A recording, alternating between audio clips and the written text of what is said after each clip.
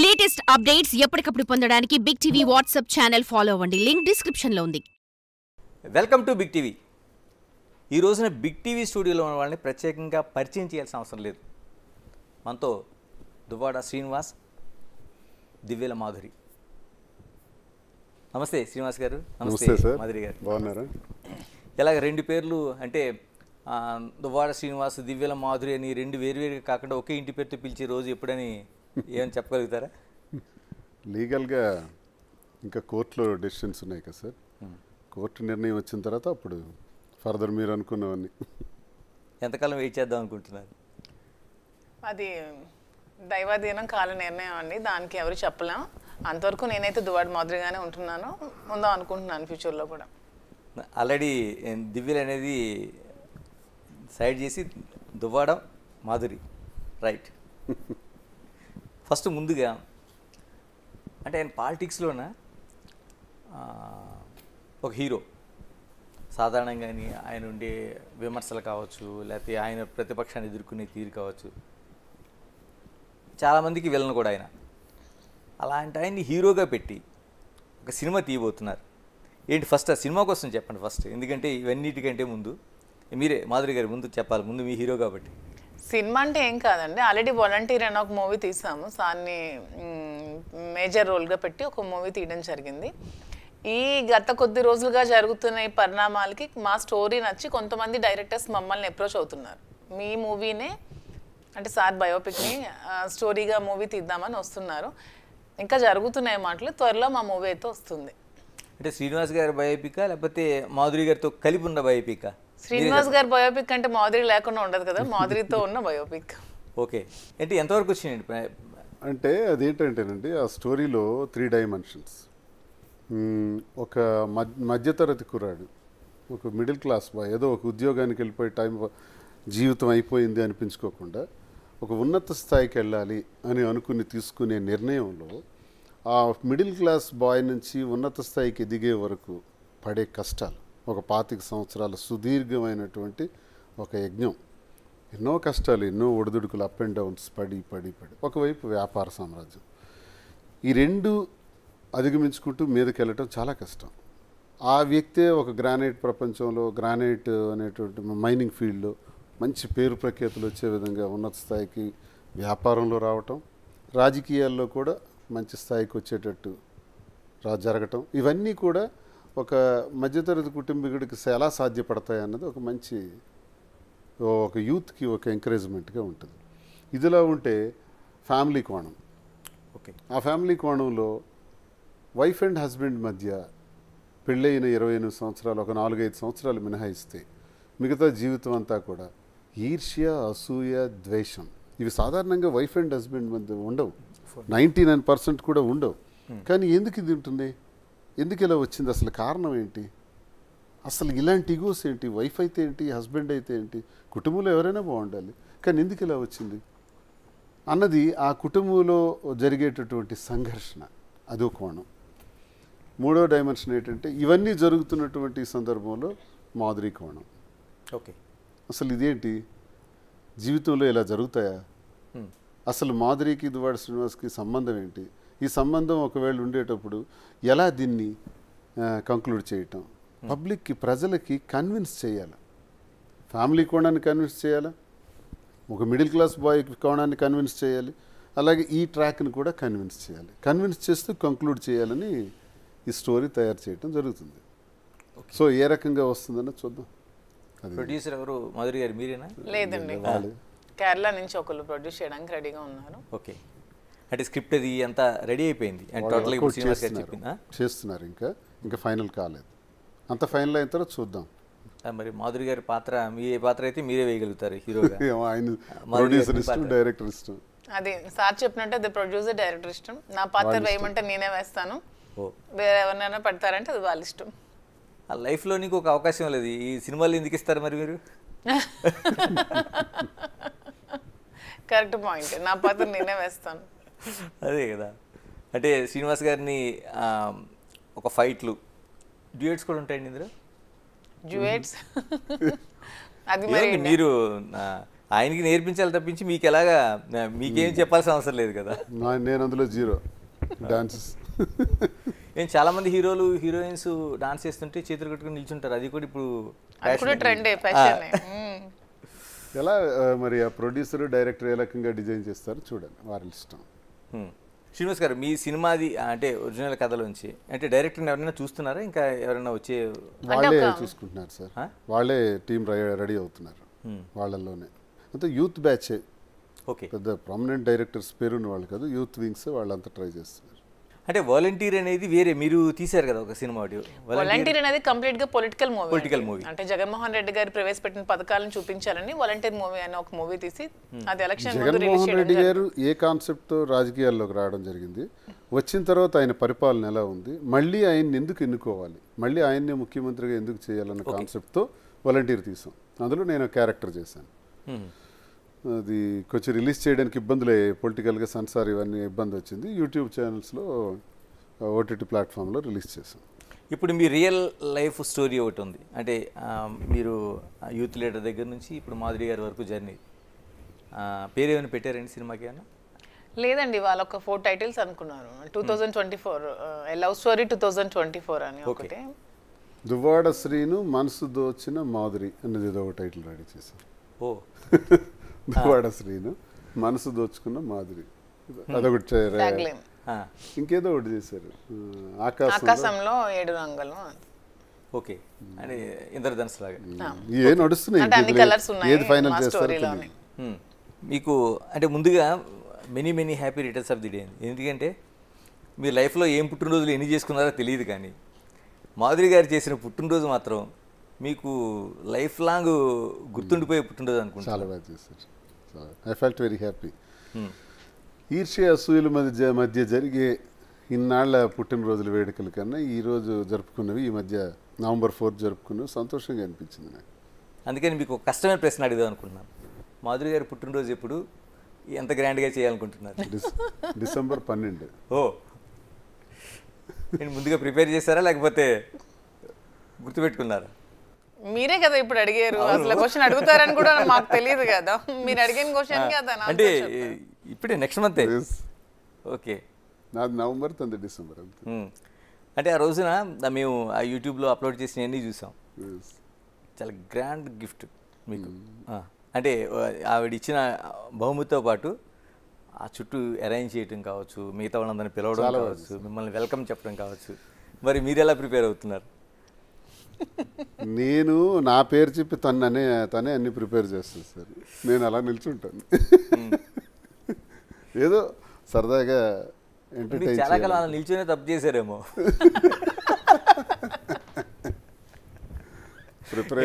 మీరే చెప్పాలి. అంటే మేబీ అయ్యుండొచ్చు, కానీ అతనికి సర్ప్రైజెస్ అని అలాంటివన్నీ అలవాట్లేదు ముందు నుంచి. నేను కూడా ఏం ఎక్స్పెక్ట్ చేయట్లేదు. సరదాగా ఉంటాం, చేసుకుందాం. మంచి జీవితం కదా, అనుకున్న జీవితం, కోరుకున్న జీవితం, బాగా చేద్దామని. శ్రీనివాస్ గారు, ఎన్నికల్లో బిగ్ టీవీ తరఫున ఫస్ట్ ఇంటర్వ్యూ మీకు బిగ్ టీవీ మిమ్మల్ని చేసింది.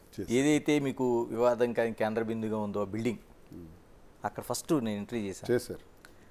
ఆ ఎపిసోడ్లోన దువ్వాడ శ్రీనివాస్ అంటే ఒక రెబల్, ఒక అగ్రెసివ్ పర్సన్. దాన్ని మారుతూ ఈ రోజున హ్యాపీ లైఫ్గా ఉన్నది. అంటే అడ్డంకులు అనేవి లైఫ్లో ఎవరికైనా వస్తుంటాయి. ఒక హ్యాపీ మూమెంట్లో ఒక పుట్టినరోజు. నేను అనుకోవడం మీ జీవితంలో ఈ కార్యకర్తలందరూ రావడం, ఏదో నామకే వస్తే ఒక కేక్ కట్ చేయడం, దండ వేయడం, అన్నీ ఓకే. ఒక ఫ్యామిలీ అట్మాస్ఫియర్లో జరిగిందండి.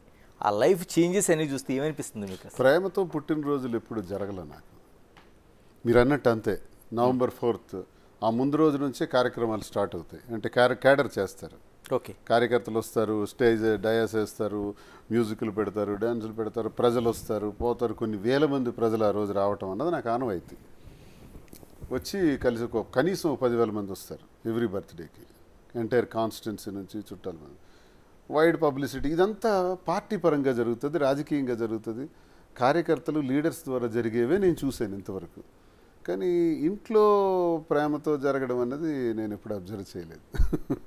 మా ఇంట్లో ఎప్పుడు ఘర్షణ పరిస్థితే సార్. ఈ ఈగోస్ మధ్య నడుస్తుంటుంది వ్యవహారం. అంటే ఏదైనా నేను ఉన్నత పొజిషన్కి వెళ్తున్నానంటే తనకు కావాలని, ఏదైనా బిజినెస్లో పీక్స్కి వెళ్తున్నానంటే తన పేరును ఉండాలని, ఇలాంటి స్వార్థం ఎలా ఉండాలంటే భార్యాభర్తలు ఎవరైతే ఏంటి, తనైతే ఏంటి, నేనైతే ఏంటి, కుటుంబం అది అంతా ఒక కుటుంబం. ఆ భావన ఎప్పుడూ లేదు, లేకపోవటం వల్ల ఈ పరిస్థితి వచ్చింది. ఎందుకు శ్రీనివాస్ గారు అంటే ప్రతి వైవాహిక జీవితం కూడా మనం ఏదో డిస్టర్బ్ అవుతామని ఎక్కడ స్టార్ట్ అవ్వదు. అది హ్యాపీ మూమెంట్తో వెళ్ళాలని ఒక లైఫ్ ఎవరిదైనా స్టార్ట్ అవుద్ది. ఎవరిదైనా భగవంతుడి క్రియేషన్లో, భగవంతుడి సృష్టిలో ఈ వైవాహిక జీవితం అన్నది, ఆ జీవితాంతం ఒక భార్యాభర్త, ఒక ఆడమగ కలిసి ఉండడం అన్నది, పిల్లలు అన్నది, చుట్టాలు, బంధువులు, స్నేహితులు, ఆ పిల్లల అభివృద్ధి అనేది, ఇది ఒక విచిత్రమైన ఒక గొప్ప సంస్కృతి భారతదేశంలో. ఈ సంస్కృతి అజరామరం. ప్రపంచంలో ఇంకెక్కడైనా సరే మనకు ఉదాహరణ తీసుకోవాల్సిందే ఆ భార్యాభర్తల బంధాన్ని. అక్కడక్కడ ఇలాంటివి కూడా జరుగుతున్నాయి. ఎందుకని అంటే శ్రీనివాస్ గారు నిత్యం ప్రజా జీవితంలో ఉండే వ్యక్తి, అలాంటి వ్యక్తికి ఒక అసూయ, ద్వేషం ఫ్యామిలీ లైఫ్లో రావడం ఏంటి? అంటే బయట లైఫ్ వదిలేండి. అదే విచిత్రం ఏంటంటే 2003లో రాజశేఖర రెడ్డి గారు పెద్ద పాదయాత్ర చేయటం, ఆ పాదయాత్ర నేను చాలా యాక్టివ్గా చేయించాను మా జిల్లాలో. చేసేటప్పుడు రాజశేఖర రెడ్డి గారు నా వర్క్ స్టైల్ని ఇదంతా నచ్చి, నువ్వు హరిశ్చంద్రపురంలో ఎమ్మెల్యే పోటీ చేయన్నారు. ఓకే సార్ అన్నాను, రెడీ అయ్యాను.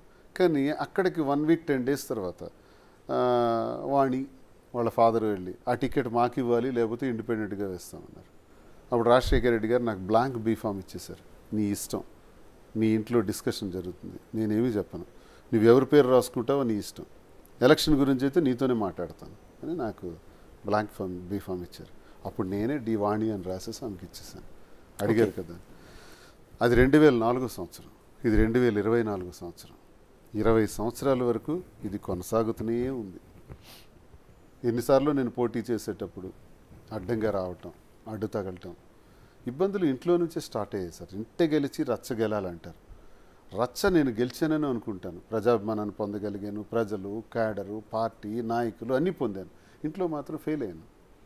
ఆ ఫెయిల్యూరే నాకు బాగా మనస్తాపానికి గురి చేసింది. ఆఖరికి నా జీవితంలో నేను ఎప్పుడు వైఎస్ఆర్ కుటుంబంతోనే ట్రావెల్ చేసే చరిత్ర నాది. సరే రాజకీయాలుగా వచ్చిన ఒడిదుడుకులు బట్టి మధ్యలో నేను ఒక ఎమ్మెల్సీ ఎన్నికలో గొర్రెల హరిబాబు నాయుడు గారు అని ఆయనకి నేను సపోర్ట్ చేయడం వల్ల ధర్మాన ప్రసాద్ గారు నా మీద గ్రడ్జ్ పెట్టుకుని నన్ను సస్పెండ్ చేయించడం జరిగింది కాంగ్రెస్లో ఉండేటప్పుడు. ఫస్ట్ నేను కాంగ్రెస్ పార్టీ వర్కర్ని. సస్పెండ్ చేసిన తర్వాత అప్పుడు గతిలేక చిరంజీవి గారు పిలుపు మేరకు పీఆర్పీలో వెళ్ళి పీఆర్పీలో ఒకసారి పోటీ చేశాను. తర్వాత ఆయన కాంగ్రెస్లో కలిపేస్తున్నారు పార్టీ. అది అలా పోయింది, వదిలేండి. తర్వాత జగన్మోహన్ రెడ్డి గారు, తర్వాత ఉద్యమాలు కొన్నాళ్ళు ఉన్నాను. పెద్ద ఉద్యమాలు ఇంచుమించు 35 గ్రామాలకి లీడర్గా east coast thermal power plant కాకరాపల్లిలో పెడితే దానికి వ్యతిరేకంగా పెద్ద యుద్ధమే చేసాం. ఫైరింగ్ జరిగాయి, కాల్పులు జరిగాయి, అందులో 3 చనిపోయారు. నా మీద కూడా ఫైరింగ్ ఆర్డర్స్ ఇచ్చేశారు. నేను ఆ జైల్లో ఉన్నాను. ఆ ఉద్యమంలోనే కేసులు చాలా పెట్టేసినారు నా మీద. ఇవన్నీ అనుభవించి వచ్చినటువంటి జీవితం. ఇన్ని చేసిన తర్వాత ప్రజాభిమానాన్ని కూడగట్టుకుని మరి వాణి టికెట్ అడిగినప్పుడు 2024లో నాకు టికెట్ ఇస్తారా లేదా అని అధిష్టానం దగ్గర మళ్ళీ ఒత్తిడి తెచ్చారు. అప్పుడు సరే నేనే 100 మెట్లు కిందకి దిగి వాణికి టికెట్ ఇవ్వండి నేను అధిష్టానానికి చెప్పడం జరిగింది. ఆమెకు టికెట్ ఇచ్చారు, కానీ నిలబెట్టుకోలేకపోయింది. ఎందుకు? ఆమెకు టికెట్ ఇచ్చినా గెలిపించవలసిన బాధ్యత నాది. గెలిపించడానికి నేను చేస్తున్న ప్రయత్నంలో ఏదైనా మీటింగ్కి వెళ్తే ఆ మీటింగ్ నుంచి వెంటనే దిగెళ్ళిపోవటం, అక్కడి నుంచి అక్కడ ఉండే లీడర్స్ని తిట్టడం, విమర్శించడం, నేను అక్కడికి రాకూడదని చెప్పటం, ఇలాంటి ఆంక్షలు విధిస్తే టెక్కల్లో ఎలా గెలుస్తాం? సో నేను ఇంకెళ్ళటం మానేసినాను. అప్పుడు ఇంటికి తాళం వేసేయటం, నేను ఇంటికే వెళ్లకుండా నేను వెళ్ళి మా అమ్మగారి దగ్గర పలాసలో ఉండటం, ఇవన్నీ మీకు తెలిసిన ఎపిసోడే. సో ఇన్ని పరిస్థితుల్లో మేమే రాజకీయాల్లోకి తెచ్చినటువంటి మాదిరి ఆ అమ్మాయికి నాకు లింక్ పెట్టి 28 ఏళ్ల జీవితంలో లేని పరిస్థితి ఇప్పుడు వస్తుందండి. 58 సంవత్సరాల వయసులో నాకు వస్తాయా? ఎందుకు వస్తాయి? ఇంత సాధించిన ప్రగతి, 25 ఇయర్స్ నేను పడిన కష్టం, ప్రతి క్షణం కూడా పడిన కష్టం, ఆ కష్టాన్ని ఎలా నిలబెట్టుకోవాలనుకుంటానే తప్ప ఇప్పుడు ఈ రకంగా ఆలోచిస్తానంటారా? ఆమె కుటుంబం లేదా? ఆమెకు పిల్లలు లేరా? ఆమెకు ఆస్తులు లేవా? ఆమె నాతో ఎందుకు రావాలి? నాకు బ్రతుకు లేదా? నాకు కుటుంబం లేదా? నాకు ఒక ఆశయం లేదా? నేనెందుకు రావాలి? ఆ పరిస్థితులు మమ్మల్ని ఈ రకంగా దారితీసాయి. చాలామంది విమర్శకులకి మీ ఛానల్ ద్వారా నేను క్లియర్గా ఇది చెప్పదలుచుకున్నాను. దయచేసి లీగల్గా మాకు లీగాలిటీ ఉంది, ఇది ఇల్లీగల్ కాదు అని మేము చెప్పుకోదలుచుకోలేదు. Yes, it's not illegal.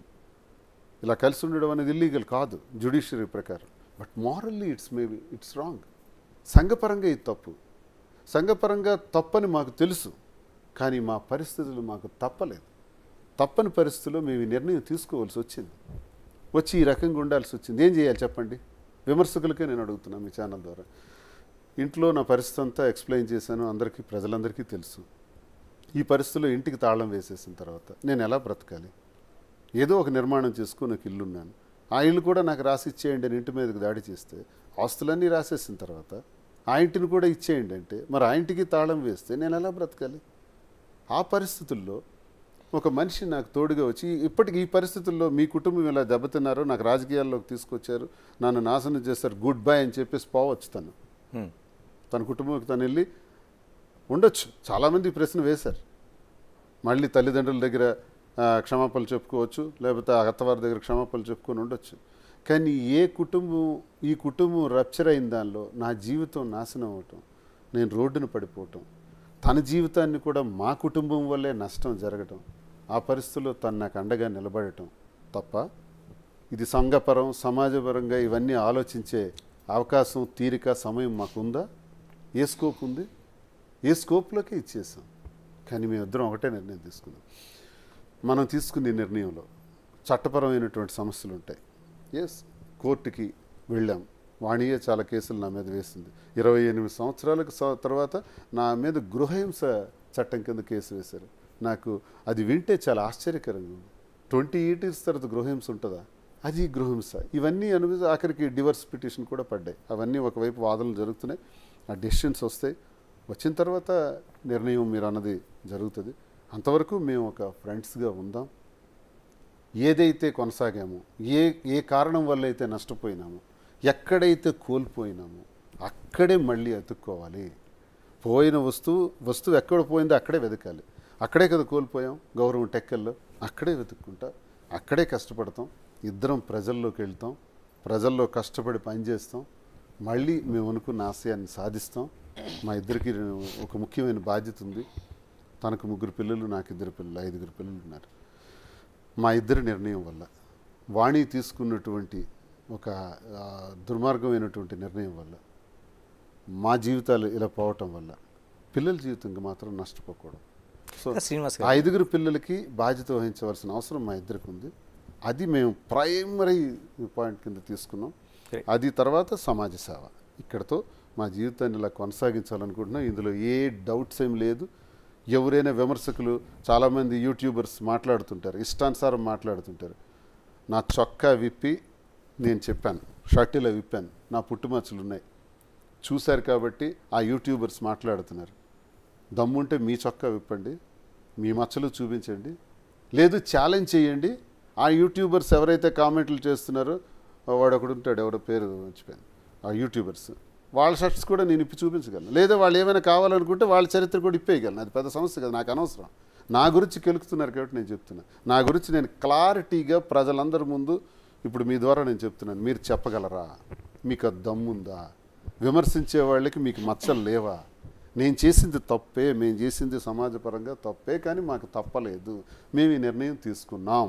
కానీ దీనివల్ల ఎవరికి హాని జరగకూడదు, పిల్లలకి హాని జరగకూడదు, ప్రజలకి ఇబ్బంది రాకూడదు, ప్రజల్ని కన్విన్స్ చేసుకుపోవాలి, మళ్ళీ ప్రజా జీవితాన్ని ప్రారంభించాలని అనుకుంటున్నాం. ఇంకా శ్రీనివాస్ గారు, మొత్తం టోటల్గా దువ్వాడ శ్రీనివాసు ఒక బయోగ్రఫీని మనం తీసుకుంటే, దువ్వాడ వాణి అనేవాడు ఒక విలన్గా కనిపిస్తుంది. అంటే మీరు హీరో పాత్రలోకి వెళ్ళిపోయారు. అంటే అంటే మొత్తం తప్పంతా ఆవిడదేనా? అంటే మనిషిలో ఒక ఇప్పుడు కామ, క్రోధ, లోభ, మోహ, మద, మాత్సర్యాలు అని ఉంటాయి. రావణాసుడికి ఉన్నటువంటి 10 తలకాయలు. అందులో ఈర్ష్య, అసూయ, ద్వేషం మనల్ని దహించేస్తుంది సార్. ఇక్కడ విలన, హీరోవా, హీరోయినా అనుకోవటం కన్నా మీ మీద నాకు పాజిటివ్ యాటిట్యూడ్ ఉండాలి, అప్పుడు నేను సక్సెస్ అవుతాను. కానీ మీ మీద నాకు నెగిటివ్ యాటిట్యూడ్ పికప్ అయిన కొలది నేను దహించుకుపోతాను. ఇది దీనికి ఉదాహరణ. నా కథ అందుకు ఉదాహరణ. ఇక్కడ ఎవరు హీరో హీరోయిన్లు కాదు. అంటే ఇది బలవంతో పెళ్ళి ఏం కాదు కదా? లేదు, దగ్గర సంబంధమే సార్. కుటుంబంలో రిలేషనే. వాళ్ళ నాన్న వాళ్ళ అమ్మగారు అంటే రాఘవరావు గారి మదరు, మా అమ్మ వాళ్ళ అమ్మగారు సొంత అక్క చెల్లెళ్ళు. కుటుంబంలో ఉండే ముందు నుంచి ఉన్నాయిలేండి. ఈ కుటుంబంలో ఈ తగాదాలన్నీ ముందు నుంచి ఉన్నాయి. మా ఇద్దరి నుంచి స్టార్ట్ అయినవే కాదు, ముందు నుంచి ఉన్నవి ఇక్కడ రోల్ ప్లే చేసాయి వాణి మైండ్ మీద. వాణి ఇలా నాశనం అవటానికి కారణం, ప్రధాన కారకుడు తండ్రి రాఘవరావు. Is the main villain. మీ సినిమాలో ఉంటాడా? ఉండాలి మరి. ఇప్పుడు తండ్రి అనేవాడు తప్పు, నేను అల్లుడిని తప్పు చేశాను, నన్ను పిలిచి అడుగు, నన్ను నిలదీసి అడగండి. తండ్రి లాంటివాడివే కదా, నన్ను ప్రశ్నించు. ఎందుకు ప్రశ్నించలేదు, ఎందుకు నన్ను అడగలేదు? ఇంటి మీదకి 2 సంవత్సరాల తర్వాత దాడి చేయడానికి వచ్చారే, రాడ్లు పట్టుకొని తలుపులు కొట్టడానికి వచ్చారే, ఒక్కసారి అలా వచ్చే ముందు నన్ను ప్రశ్నించాలని మీకు అనిపించలేదా? మందలించాలని అనిపించలేదా? అడగాలని అనిపించలేదా? ఆడబిడ్డ తండ్రిగా, ఒక మామగా, ఒక అల్లుడికి తప్పు చేసుంటే 28 ఏళ్లలో చేయని తప్పు ఎందుకు అబ్బా చేసావని నన్ను అడగాలి కదా. కూతురు తప్పు చేస్తే కూతురుని ప్రశ్నించాలి కదా, మళ్ళీ కుటుంబాలను కలపాలి కదా. ఇక్కడ విలన్ ఎవరు మీకు అర్థమై కదా. రైట్. మాధురి గారు మీ దగ్గరికి వస్తాం. ఆయన జీవితంలో అసూయ, ద్వేషాలు, ముందు నుంచి కుటుంబాల మధ్య ఉన్న వైరుధ్యాలు, ఇన్ని తన జీవితాన్ని అఛిద్రం చేయడానికి కావచ్చు, తను ఈ విధంగా బయటికి రావడానికి కావచ్చు కారణమయ్యాయి. మీ లైఫ్లో ఏమున్నాయండి అసలు? అంటే కుటుంబ పెద్దలు చేసిన పెళ్ళైనా చేసుకున్నారు, ఏముంది అసలు అంతా? మీకు ఆ పరిస్థితులు ఏమైనా ఉన్నాయా? నా లైఫ్లో కొన్ని డిస్టర్బెన్సెస్ మా హస్బెండ్తో ఉన్నాయి, కానీ వాణి చేసిన డిస్టర్బెన్సెస్ ఎక్కువ అయ్యాయి అంతే. నా లైఫ్లో కూడా విలన్ వాణినే. మీరు ఏమనుకోకపోతే ఒక ప్రశ్న, మేము ఒక ఛానల్కి ఇచ్చిన ఆడియోని విన్నాం. నా భార్య దేవత, ఆవిడ అమ్మతో సమానం నాకు అని. ఇంత సిచ్యువేషన్ జరుగుతున్న టైంలో మీ హస్బెండ్ అన్నాలో కాదో తెలియదు, కానీ ఆయన చెప్తున్న ఒక మాట వింటే తప్పు ఎవరిది అనే ఒక ప్రశ్న, పెద్ద ప్రశ్న మాకు వినిపించింది. ఏం చెప్తారు దానికి? అదే చెప్తున్నానండి, ఇది ఎంత వాణి చేసిన ఇది క్రియేషన్స్, వాణి చేసినవి ఇవన్నీ. దానివల్ల ఫ్యామిలీ పరంగా మేము ఇబ్బందులు గురయ్యాం. ఏ రోజైతే పిల్లల కోసం ఆమె కామెంట్ చేసిందో, ఆ పిల్లలు శ్రీనివాస్ గారు పుట్టిన పిల్లలు అలా డిఎన్ఏ టెస్ట్ చేయండి అది ఇది అన్నప్పుడు, అతను దానికి ఆన్సర్గా నాకు మాధురి అంటే ఏంటో తెలుసు, మీరు అలా చెప్పాల్సిన అవసరం లేదు, మీరు బ్లేమ్ చేయకండి అని చెప్పి తను ఒక వాయిస్ ఇవ్వడం జరిగింది. పర్టికులర్లీ ఆయన రెస్పాండ్ అయ్యింది ఎక్కడంటే బిడ్డల మీద, తన పిల్లల మీద డిఎన్ఏ చేయాలని తినకి అనేటప్పుడు, వాళ్ళు నా పిల్లలు మాధురి గురించి నువ్వు ఇష్టానుసారం మాట్లాడటానికి వెళ్ళలేదు, మాధురి ఏంటో నాకు తెలుసు అని చెప్పారు. ఇక్కడ క్లారిఫికేషన్ అది. ఇక్కడ మాధురి గురించి ఆయన చెప్పే విధానం కన్నా పిల్లల గురించి ఆయన రెస్పాండ్ అయ్యాడు తండ్రిగా. మాధురి గారు, మీరు అంటే చాలా వరకు ఏ లైఫ్లో ఎప్పుడు ఏది తారసపడద్దో ఎవరికీ తెలియదు. ఆ జర్నీలోన మనం విమర్శించిన ప్రశ్న మనల్ని తిరిగి విమర్శిస్తున్నప్పుడు చాలా ప్రశ్నలకు ఆన్సర్ చెప్పుకోవడం కష్టం అవుతుంది. ఆయనేమో ఒక పొలిటికల్ లీడరు, పొద్దున్న లేస్తే తొడగొట్టి సవాల్ చేసే టైపు, పోనీ లవర్ బాయ్ లాగా వెళ్ళే ఇది కూడా కాదు, పోనీ అందరినీ అమ్మాయిల్ని చూస్తూ ఆయన అలా ఉండే టైప్ కూడా కాదు. ఎలా లవ్ చేశారండి అసలు? ఏదో అంటే నాకు కూడా అతనిలో హీరో క్వాలిటీస్ కంటే రౌడీ క్వాలిటీస్ ఇష్టం బాగా. సో రౌడీ క్వాలిటీస్ చూసే ఇష్టపడ్డాను నేను కూడా. రౌడీ అనటం కన్నా నిలదీసే తత్వం. లేదులేండి, అదే బాగుంది. నాకు భయం లేదు, ఎవడేం చేస్తాడని లేదు. నాకు చాలామంది హెచ్చరికలు చెప్తుంటారు, నేను భయపడ్డాను పారిపోయానని. ఏదో నా మీద ఇప్పుడు ఎఫ్ఐఆర్ ఉంది, నేను హైదరాబాద్లో ఇక్కడే ఉన్నాను, వచ్చి పట్టుకోమనండి. ఎఫ్ఐఆర్ పెడితే దువ్వాడసిన భయపడి పారిపోతాడు అనుకోవడం చాలా పొరపాటు. మీరు ఎన్ని ఎఫ్ఐఆర్లు వేసుకుంటారో వేసుకోండి, ఒక 100 కేసులు పెడతారా, నేను రెడీ. నేను కూడా అంతేనండి, ఎవరికి భయపడను. అందులో ఈ ట్రోల్స్ చేసే వాళ్ళకి అసలు అదర్ను బెదర్ను, ఎన్ని ట్రోల్స్ చేసుకున్నా భయపడే ప్రసక్తే లేదు. సో ఇద్దరు క్వాలిటీస్ ఒకటే కాబట్టి ఇద్దరం ఒకరికొకరు అట్రాక్ట్ అయ్యాం అంతే. అదే అడుగుతున్నాను, ఆయన మగాడిగా ఉన్నాడు, పాలిటిక్స్లో ఇంతకంటే పెద్ద విమర్శలు చూశాడు ఆయన, ఆ ట్రోలింగ్స్ చూశాడు చాలా. అంటే ఇప్పుడు కొత్తగా వచ్చినాయి కాదు, ఇప్పుడు సమన్లు కావచ్చు లేకపోతే కేసులు కావచ్చు, ఆయన లైఫ్లో కొత్తగా వచ్చినాయి కాదు. మీరు అసలు ఎన్నిటికీ దూరం లైఫ్, మీరు ఎక్కడో ఒక డాన్స్ దీంట్లోనా లేకపోతే ఒక మంచి వీడియోలు చేస్తూనో ఒక కంఫర్ట్ లైఫ్లోంచి అలా ఉండేటప్పుడు ఒక్కసారిగా ఎదిరిన ఈ డిస్టర్బెన్స్ ఎంత మీకు ఇబ్బంది పెట్టిందండి లైఫ్లో? స్టార్టింగ్లో ఇబ్బంది పడ్డాయండి కొంచెం. నేను కూడా బాగా, అంటే మీరు చెప్పినట్టు కంఫర్ట్ జోన్ నుంచి ఈ జోన్కి వచ్చినప్పుడు నేను కూడా బాగా మానసికంగా ఇబ్బంది పడ్డాను, చాలా క్షోభకు గురయ్యాను. ఎందుకంటే ఏ వ్యక్తికైనా వ్యక్తిత్వ హననం జరుగుతున్నప్పుడు అది చాలా బాధపడుతుంది ఎవరికైనా, ఏ అమ్మాయికైనా. కానీ కొంచెం తను చాలా ధైర్యం చెప్పారు నాకు ఆ టైంలో, చాలా మోటివేట్ చేశారు. సో అతను ఇచ్చిన స్ఫూర్తితో, అతను ఇచ్చిన ధైర్యంతో ఇంకా ముందుకెళ్తూ అలాంటివి ఏవి పట్టించుకోకుండా చాలా స్ట్రాంగ్ అయ్యాను, ఇంకా స్ట్రాంగ్గా ఉంటాను కూడా. పెళ్లికి సంబంధించి అంటే ఎక్కడైనా సొసైటీలోన ఓకే చట్టం అంగీకరిస్తుందా లేకపోతే సుప్రీంకోర్టు ఇచ్చిన తీర్పు ప్రకారం మనం నడుస్తాం అనేది, కానీ సొసైటీలో ఎక్కువ మనకి దంపతులు అనగానే వాళ్ళు పెళ్లి చేసుకున్న వాళ్ళే ఉండాలి. ఇంకా మన ఇండియన్ కల్చర్లో కావచ్చు, లేకపోతే తెలుగు నేటివిటీలో కావచ్చు, ప్రత్యేకంగా ఉత్తరాంధ్ర జిల్లాలో కావచ్చు, అది చాలా ఎక్కువ పర్టికులర్గా చూస్తారు. ఎప్పుడు ప్లాన్ చేస్తున్నారు అంటే ఏంటి? యాక్చువల్గా నాకు చాలా మంది కామెంట్స్ కూడా పెడుతున్నారండి, అసలు మీరేంటి, మీరు నువ్వు ఉంచుకున్న దానివి, మీరు ఉంచుకున్న రిలేషన్షిప్, మీకు పెళ్లి కాలేదు, చాలా మంది పెడుతున్నారు. ఇది మా ఇద్దరికి సంబంధించిన విషయం. నేను చాలాసార్లు చెప్తున్నాను, మాకు శారీరకంగా పెళ్లి కాకపోయినా మానసికంగా మాకు పెళ్లి జరిగింది. మాకు పెళ్లి ఒక్కటే సమాధానం కలిసి ఉండడానికి అనే దానికి మా ఇద్దరం ఎగ్జాంపుల్గా తీసుకోవట్లేదు. మా ఇద్దరం అయితే మానసికంగా మా ఇద్దరికి పెళ్లి జరిగిపోయింది. మీరు ఎవరు అలా కామెంట్స్ పెట్టాల్సిన అవసరం లేదు. లీగల్గా అయ్యాక అఫీషియల్గా మ్యారేజ్ చేసుకోవాలి కాబట్టి ఖచ్చితంగా చేసుకుంటా. అంతవరకు మా ఇద్దరికి ఒకరికొకరి మనసులకు ఎప్పుడో పెళ్ళి అయిపోయింది. ఆ విధంగా మా ఇద్దరం భార్యాభర్తలే. దానికోసం ఎవరు కామెంట్ చేయాల్సిన అవసరం లేదు. చాలా నీచంగా కామెంట్స్ పెడుతున్నారు. మీరు మ్యారేజ్ అయ్యలేదు, మీ ఇద్దరికి అసలు ఏంటి ఉంచుకున్నానంటే, మేము ఒకరికొకరు డైవర్స్ ఇచ్చుకున్నాను. నేను మా హస్బెండ్ డైవర్స్ ఇచ్చాను, తను వాళ్ళ వైఫ్కి డైవర్స్ ఇచ్చారు. కోర్టులో నడుస్తున్నాయి, అవి ఎప్పటికొస్తే తెలియదు. అంతవరకు మా ఇద్దరం మానసికంగా పెళ్లి చేసుకున్నాం. మాకు పెళ్ళి అయినట్టే, మేము పెళ్లి ఇద్దరం భార్యాభర్తలమే. దీన్ని మీరు తప్పుగా అర్థం చేసుకోవాల్సిన అవసరం అయితే లేదు. మేము క్లారిటీగా ఇచ్చాం.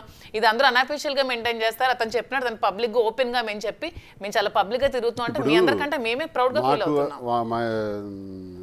మాధురితో సంబంధం లేదని నేను, శ్రీనివాస్ గారితో నాకు సంబంధం లేదని తను అనేస్తే ఎవడైనా మాకు వెంట్రుకు పీకుతాడండి? ఎవడైనా అడిగేవాడు ఉన్నాడా? ఆ ట్రాలర్స్కి అడుగుతున్నాను, డైరెక్ట్ ట్రాలర్స్ని అడుగుతున్నాను. నన్ను అడిగి ప్రశ్నించే మీ బ్రతుకులు అలాంటివే కదా. ట్రాలర్స్ వాళ్ళందరూ ఎవరైతే ఉంటారో మమ్మల్ని విమర్శించేవాళ్ళు, వాళ్ళ బ్రతుకులన్నీ అవే చీకటి జీవితాలే. మేము వెలుగులోకి వచ్చి ఇది మేము తీసుకున్న నిర్ణయం అని క్లియర్గా చెబుతున్నామే. అంత క్లారిటీగా చెబుతూ ఇలా కలిసి ఉండటం మీ దృష్టిలో తప్పవచ్చు, కానీ మా దృష్టిలో అవసరం. మా దృష్టిలో మేము చేస్తుంది మంచి. మేము ప్రజల కొరకే చేస్తున్నాం, ప్రజల కోసం ఈ జీవితాన్ని అంకితం చేసాం, ప్రజల కోసం పనిచేస్తాం. ఈ నిర్ణయం తీసుకుని మేము చేసాం. మేమేదో వ్యాపారాలు చేసుకోవటానికో, డబ్బులు సంపాదించుకొని బ్రతకటానికో, లేకపోతే ఇంకెక్కడో ఏదో హాయిగా ఎంజాయ్ చేయటానికి కాదు. నిన్నగాక మొన్న మీరు చూశారు, తన మీద చేసిన ట్రోల్స్ మీద తాను వెళ్ళి పోలీస్ స్టేషన్కి వెళ్ళి కంప్లైంట్ ఇచ్చారు. ఇప్పుడు అపోజిషన్లో ఉన్న మాకు చాలా తీవ్రమైన ఒత్తిళ్ళు ఉన్నాయి. మాకు ఇబ్బంది పెట్టాలని చూస్తున్నారు, అరెస్ట్ చేయాలని చూస్తున్నారు, స్టేషన్ టు స్టేషన్ తిప్పాలని చూస్తున్నారు. ఈ పరిస్థితిలో తాను వెళ్ళి నిలబడి కార్యకర్తలకు భరోసాగా నేనున్నానని చెప్పి ఒక మహిళలు స్టేషన్లో కంప్లైంట్ ఇచ్చే మొదటి సందర్భం ఈ ప్రభుత్వం వచ్చిన తర్వాత నాకు తెలిసి ఆంధ్రప్రదేశ్ రాష్ట్రంలో. ఎందుకు ఇది చేస్తున్నాం?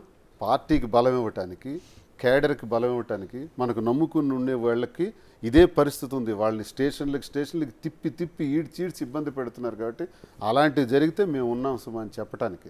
మేమేదో పర్సనల్ లైఫ్ ఎంజాయ్ చేయటానికి కాదు. ఎంజాయ్ చేయాలంటే మేము కలవాల్సిన అవసరమే లేదు, ఇలా కావాల్సిన అవసరం లేదు. ఎంజాయ్ చేయాలంటే చాలా దారులు ఉంటాయి కదండి. ఇలా పబ్లిక్ గానే ఎంజాయ్ చేయాల్సిన అవసరం మాకు లేదు. సంబంధం లేదని చెప్పేసి అయిపోయింది కదా. సంబంధం లేదని చెప్పి మేము కలిసి కూడా తిరగలం. మేము వాస్తవంగా చెప్తున్నాం కదా, మేము కలిసి ఉంటున్నాం అవునని చెప్తున్నా కూడా మీరు ట్రోల్ చేయాలని చూస్తే అది మీ కర్మ. ఇంకా ట్రోలింగ్ అంటే నేను ఒకటి అడగదలుచుకున్నాను, ఏమనిపిస్తుంది అండి? ఎందుకంటే ఒక విమర్శకో లేకపోతే ట్రోలింగ్కో ఎక్కడో చోట ఒక లక్ష్మణ రేఖ ఉండాలి.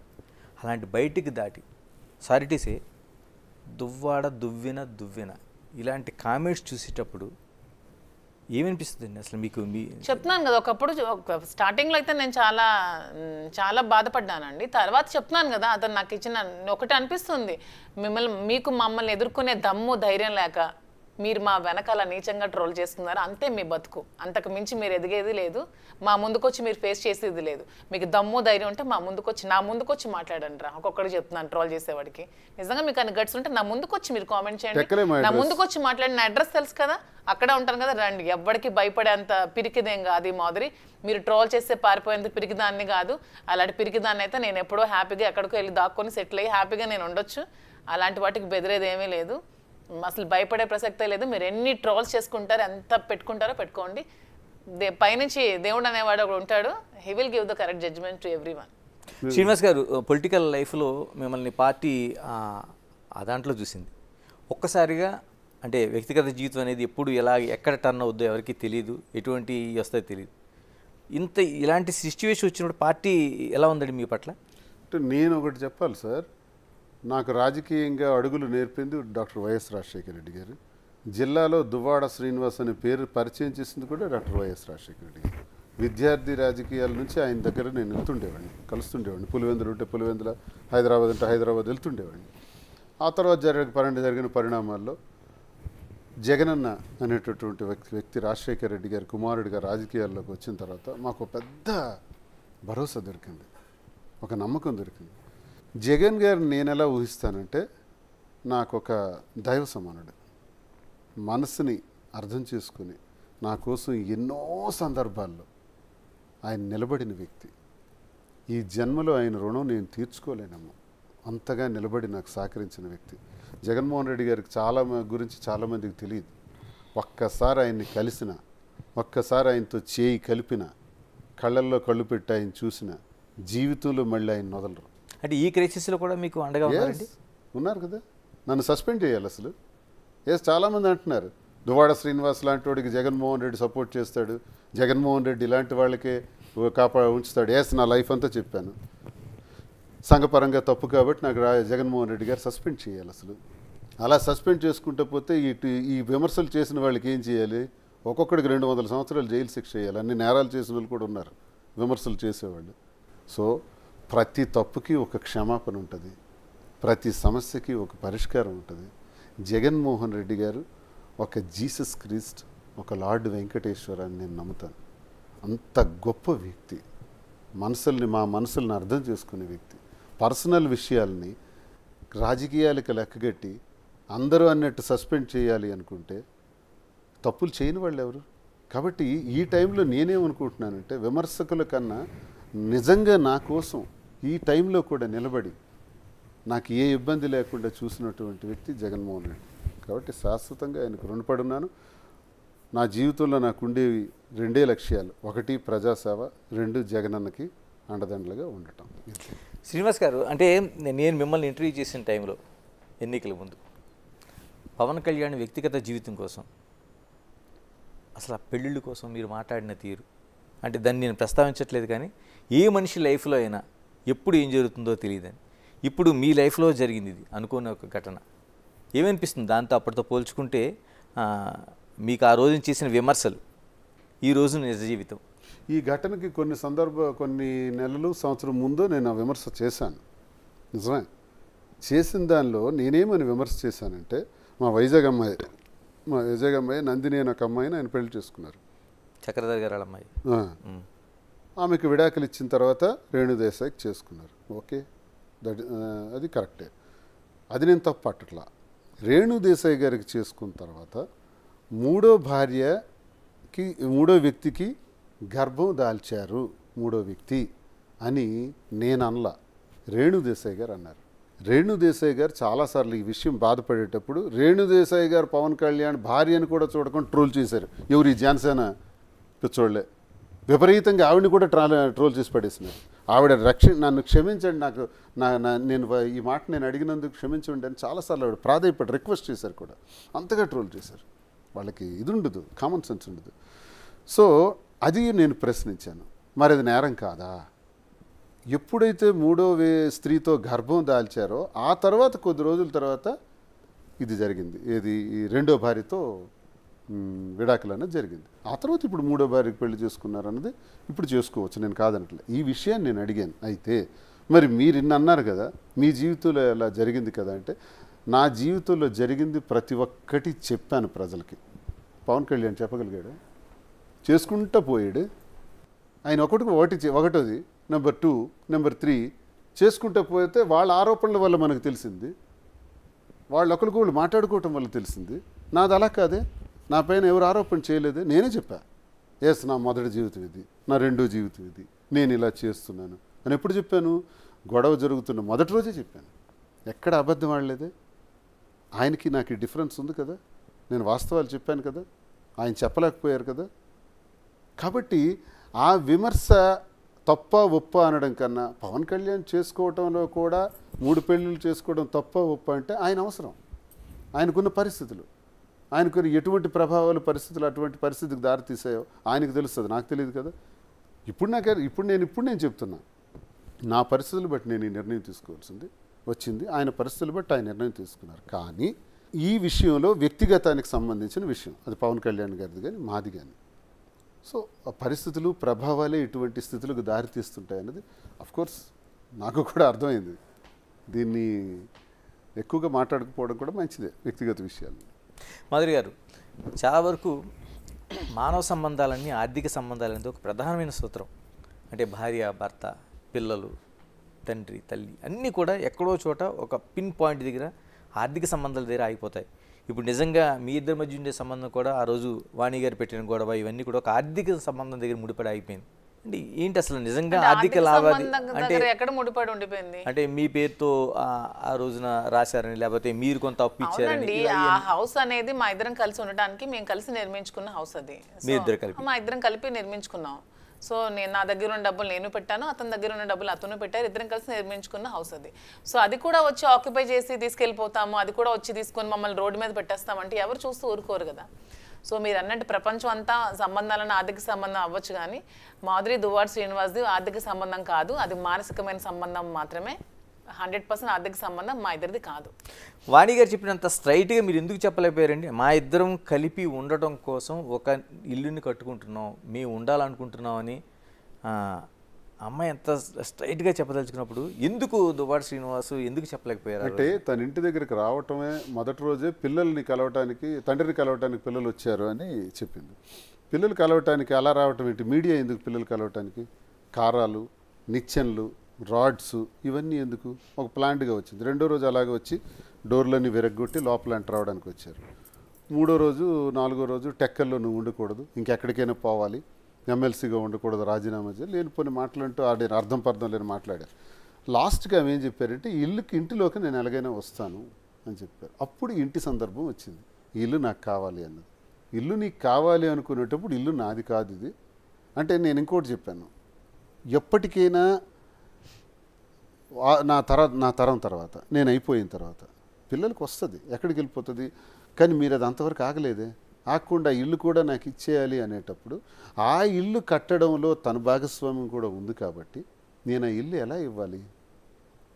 అప్పు తీర్చేనే ఇవ్వాలి, ఆ అమ్మాయికి డబ్బులు మళ్ళీ నేను అందించి రిజిస్ట్రేషన్ చేయాలి. అలాంటి పరిస్థితుల్లో నేను రిజిస్ట్రేషన్ చేయలేను కాబట్టి ఉన్న ఆస్తులన్నీ చేసేస్తాను, ఇది ఒక్కటి మాత్రం నేను ఇవ్వలేను అని నేను చెప్పాను. వినలేదు. దానికోసమే గొడవ పెట్టారు. గొడవ పెట్టేటప్పుడు మరి ఇంకెందుకు, అప్పుడు డబ్బులు ఇచ్చే పరిస్థితి అదే లేదు కాబట్టి వెంటనే ట్రాన్స్ఫర్ చేసేసాను, మాధురి పేరుని ట్రాన్స్ఫర్ చేశాను. ఇది జరిగిన కథ. ఇప్పుడు అది నేను ఇవ్వకపోతే ఆమె పేరున మరి ఆ డబ్బులైనా ఇవ్వాలి కదా, లేదా వాణి అయినా ఇచ్చే డబ్బులు తీసుకోవాలి. తను చెప్పారు నాకు 2 కోట్ల వరకు నేను ఇచ్చాను, శ్రీనివాస్ గారు తిరిగి ఇవ్వాలనే ఉద్దేశంతో నేను ఇవ్వలేదు, వాణి అయినా సరే నాకు ఆ డబ్బులు ఇచ్చి తీసుకోవచ్చు అని చెప్పారు. మరి ఎందుకు ఆ పని చేయలేదు ఆమె? మరి అప్పు ఎలా తీరుస్తాం ఆమెది? కాబట్టి ఇల్లు రాశాను. ఇలాగ జనాల నుంచి, పబ్లిక్ నుంచి, అంటే ఆ రోజున మొదట జరిగిన ఘటన దగ్గర నుంచి ఇప్పటివరకు చూసుకుంటే పబ్లిక్ యాక్సెప్టెన్సీ మీకు ఎలా ఉంది? అంటే ఆ రోజు నిజంగానే చాలా వరకు ఒక ఆశ్చర్యకరమైన విషయంగా చూశారు. అంటే శ్రీనివాస్ గారు ఏంటి, మాధురి గారు అనే ఒక ఆవిడతో సంబంధం ఏంటి అనేది ఒక పెద్ద చర్చ అన్నది. రాను ఏమనిపిస్తుంది మీకు? అంటే పెద్ద చర్చ నుంచి రాను జనాలు నిజాలు తెలుసుకోవడం స్టార్ట్ చేశారు. సో వాళ్ళు కూడా యాక్సెప్టెన్సీ ఉంది, మమ్మల్ని ఎక్కడికైనా చాలా ప్రేమతో ఆదరిస్తున్నారు. అసలు వాళ్ళ ఇంటి ఆడపిల్ల నన్ను చూసుకుంటున్నారు. నాకు కొన్ని దగ్గర నాకు కళ్ళు చెమర్చే సిచ్యువేషన్స్ కూడా నాకు ఎదురయ్యాయి. ఒకరోజు ఒక బ్యూటీ పార్లర్కి వెళ్తే ఫారెన్ నుంచి ఒక ఆవిడ వచ్చారు. అంటే ఆవిడ వైజాగ్ ఆవిడ, అక్కడ అడ్వకేట్ తను. నా కోసం ఒక 2 hours వెయిట్ చేసింది నన్ను కలవడానికి. వెయిట్ చేసి వాళ్ళ ఇంటికి తీసుకెళ్ళి నన్ను ఒక ఆడపిల్లలా ట్రీట్ చేసి పంపించి చీర బొట్టు అన్నీ పెట్టి పంపించడం జరిగింది. ప్రతి ఒక్కరు కూడా వాళ్ళ ఇంటి ఆడపిల్లలా నన్ను ఆదరిస్తున్నారు. అవన్నీ చూస్తే నాకు చాలా హ్యాపీగా అనిపిస్తుంది. వాటితో పోల్చుకుంటే ఈ ట్రోల్స్ అనేవి నాకు 0 అనిపిస్తుంది. వాళ్ళ ప్రేమ ముందు ఇలాంటివన్నీ నా బ్యాక్ సైడ్ ట్రోల్ చేసే వాళ్ళకి అవన్నీ ఒక 0 అనిపిస్తుంది నాకు. వీళ్ళ ప్రేమను చూస్తుంటే పబ్లిక్ యాక్సెప్టెన్స్ చాలా బాగుందండి. మా ఇద్దరిని చూస్తే వాళ్ళ కళలో ఒక యాంగ్జైటీ, ఎక్సైట్మెంట్, హ్యాపీనెస్ కనిపిస్తున్నాయి. ఎక్కడికి వెళ్ళా మమ్మల్ని కలవడానికి ఎక్కడెక్కడి నుంచి మా ఇంటికి వస్తున్నారు. మొన్న ఇక్కడ వైజాగ్ అరకు దగ్గర నుంచి వాళ్ళు ట్రైబల్స్, అసలు వాళ్ళకి ఏం తెలిసిందో కూడా తెలియదు, మమ్మల్ని కలవడానికి పాపం రూమ్ ఛార్జెస్ కూడా లేక బస్సులో అలా తిరిగి నైట్ అంతా బస్సులోనే ఇచ్చాపురం వరకు ట్రావెల్ చేసి మళ్ళీ బ్యాక్ వచ్చి మార్నింగ్ మా ఇంటి దగ్గర దిగి మమ్మల్ని కలిసి వెళ్ళడం జరిగింది. అవన్నీ చూస్తే మాకు చాలా హ్యాపీగా ఎంతగా ఉంటే మేము హైవేలో వెళ్తుంటే కార్ నెంబర్ చూసి వెనక నుంచి కార్ నెంబర్ చూసి ఓవర్టేక్ చేసి వచ్చి పరిగెడుతున్నారు, మమ్మల్ని కార్ ఆపమంటున్నారు, ఫోటో తీసుకుంటా అంటున్నారు.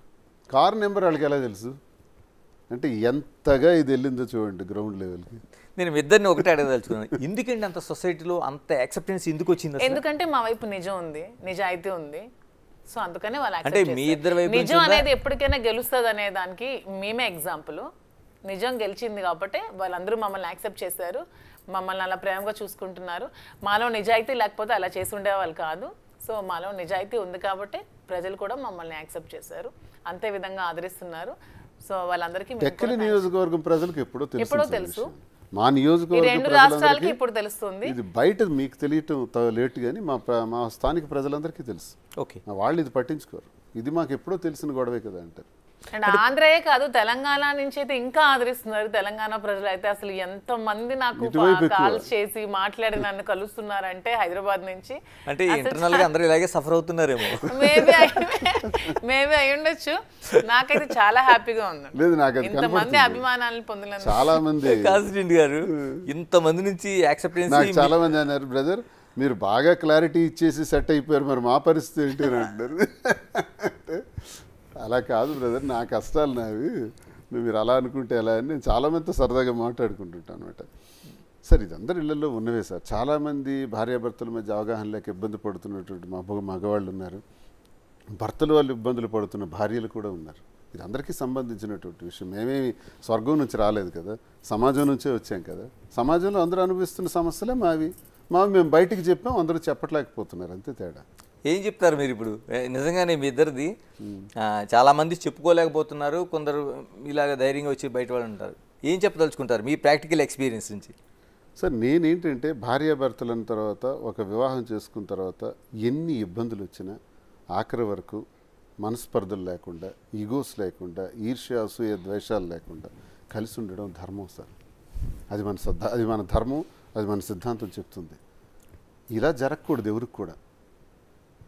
ఇది కరెక్ట్ అని నేను దీనికి సపోర్ట్గా ఎవరైనా నా దగ్గరికి ఇదే పరిస్థితుల్లో వస్తే మీరు కలిసి ఉండండి అని చెప్తా. పరిస్థితులు, ప్రభావాలు, దాన్ని ఎదుర్కొనే శక్తి కూడా ఉండాలి. చాలా కష్టంతో కూడుకున్నవి ఇవన్నీ. ఒక మహిళగా తను సమాజంలో ఎదుర్కోవాల్సిన పరిస్థితులు, ఒక మంచి గౌరవం ఉన్నటువంటి స్థాయిలో ఉండి నేను ఎదుర్కోవాల్సిన, ఒక ఎమ్మెల్సీ ఇలా చేస్తాడా, వాడు ఎమ్మెల్సీ అయినా, ఈ ప్రజాప్రతినిధిని అని చాలా దుర్మార్గంగా మాట్లాడే వాళ్ళు ఉంటారు. నా కష్టాలు నాకు తెలుస్తాయి, వాళ్ళకేం తెలుస్తాయి?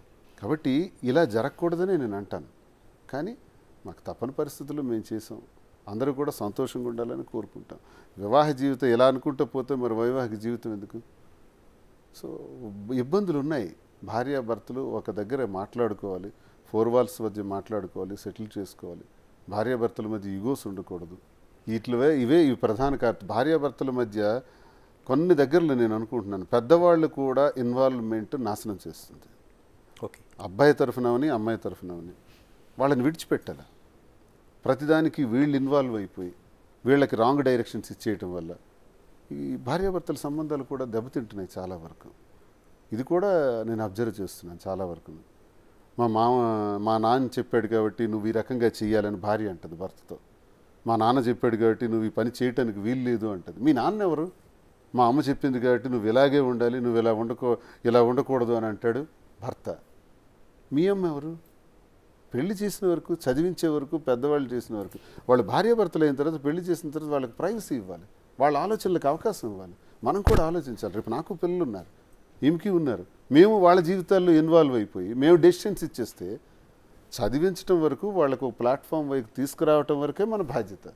జీవరాశులు ఏం చెప్తున్నాయి, జంతువులు ఏం చెప్తున్నాయి? ఏ జీవరాశి చూసుకున్నా సరే, ఒక పక్షి అయినా సరే పిల్లల్ని పొదిగి ఎక్కడెక్కడి నుంచి ఆహారాన్ని తెచ్చి ఆ పిల్లకు నోట్లో వేస్తుంది.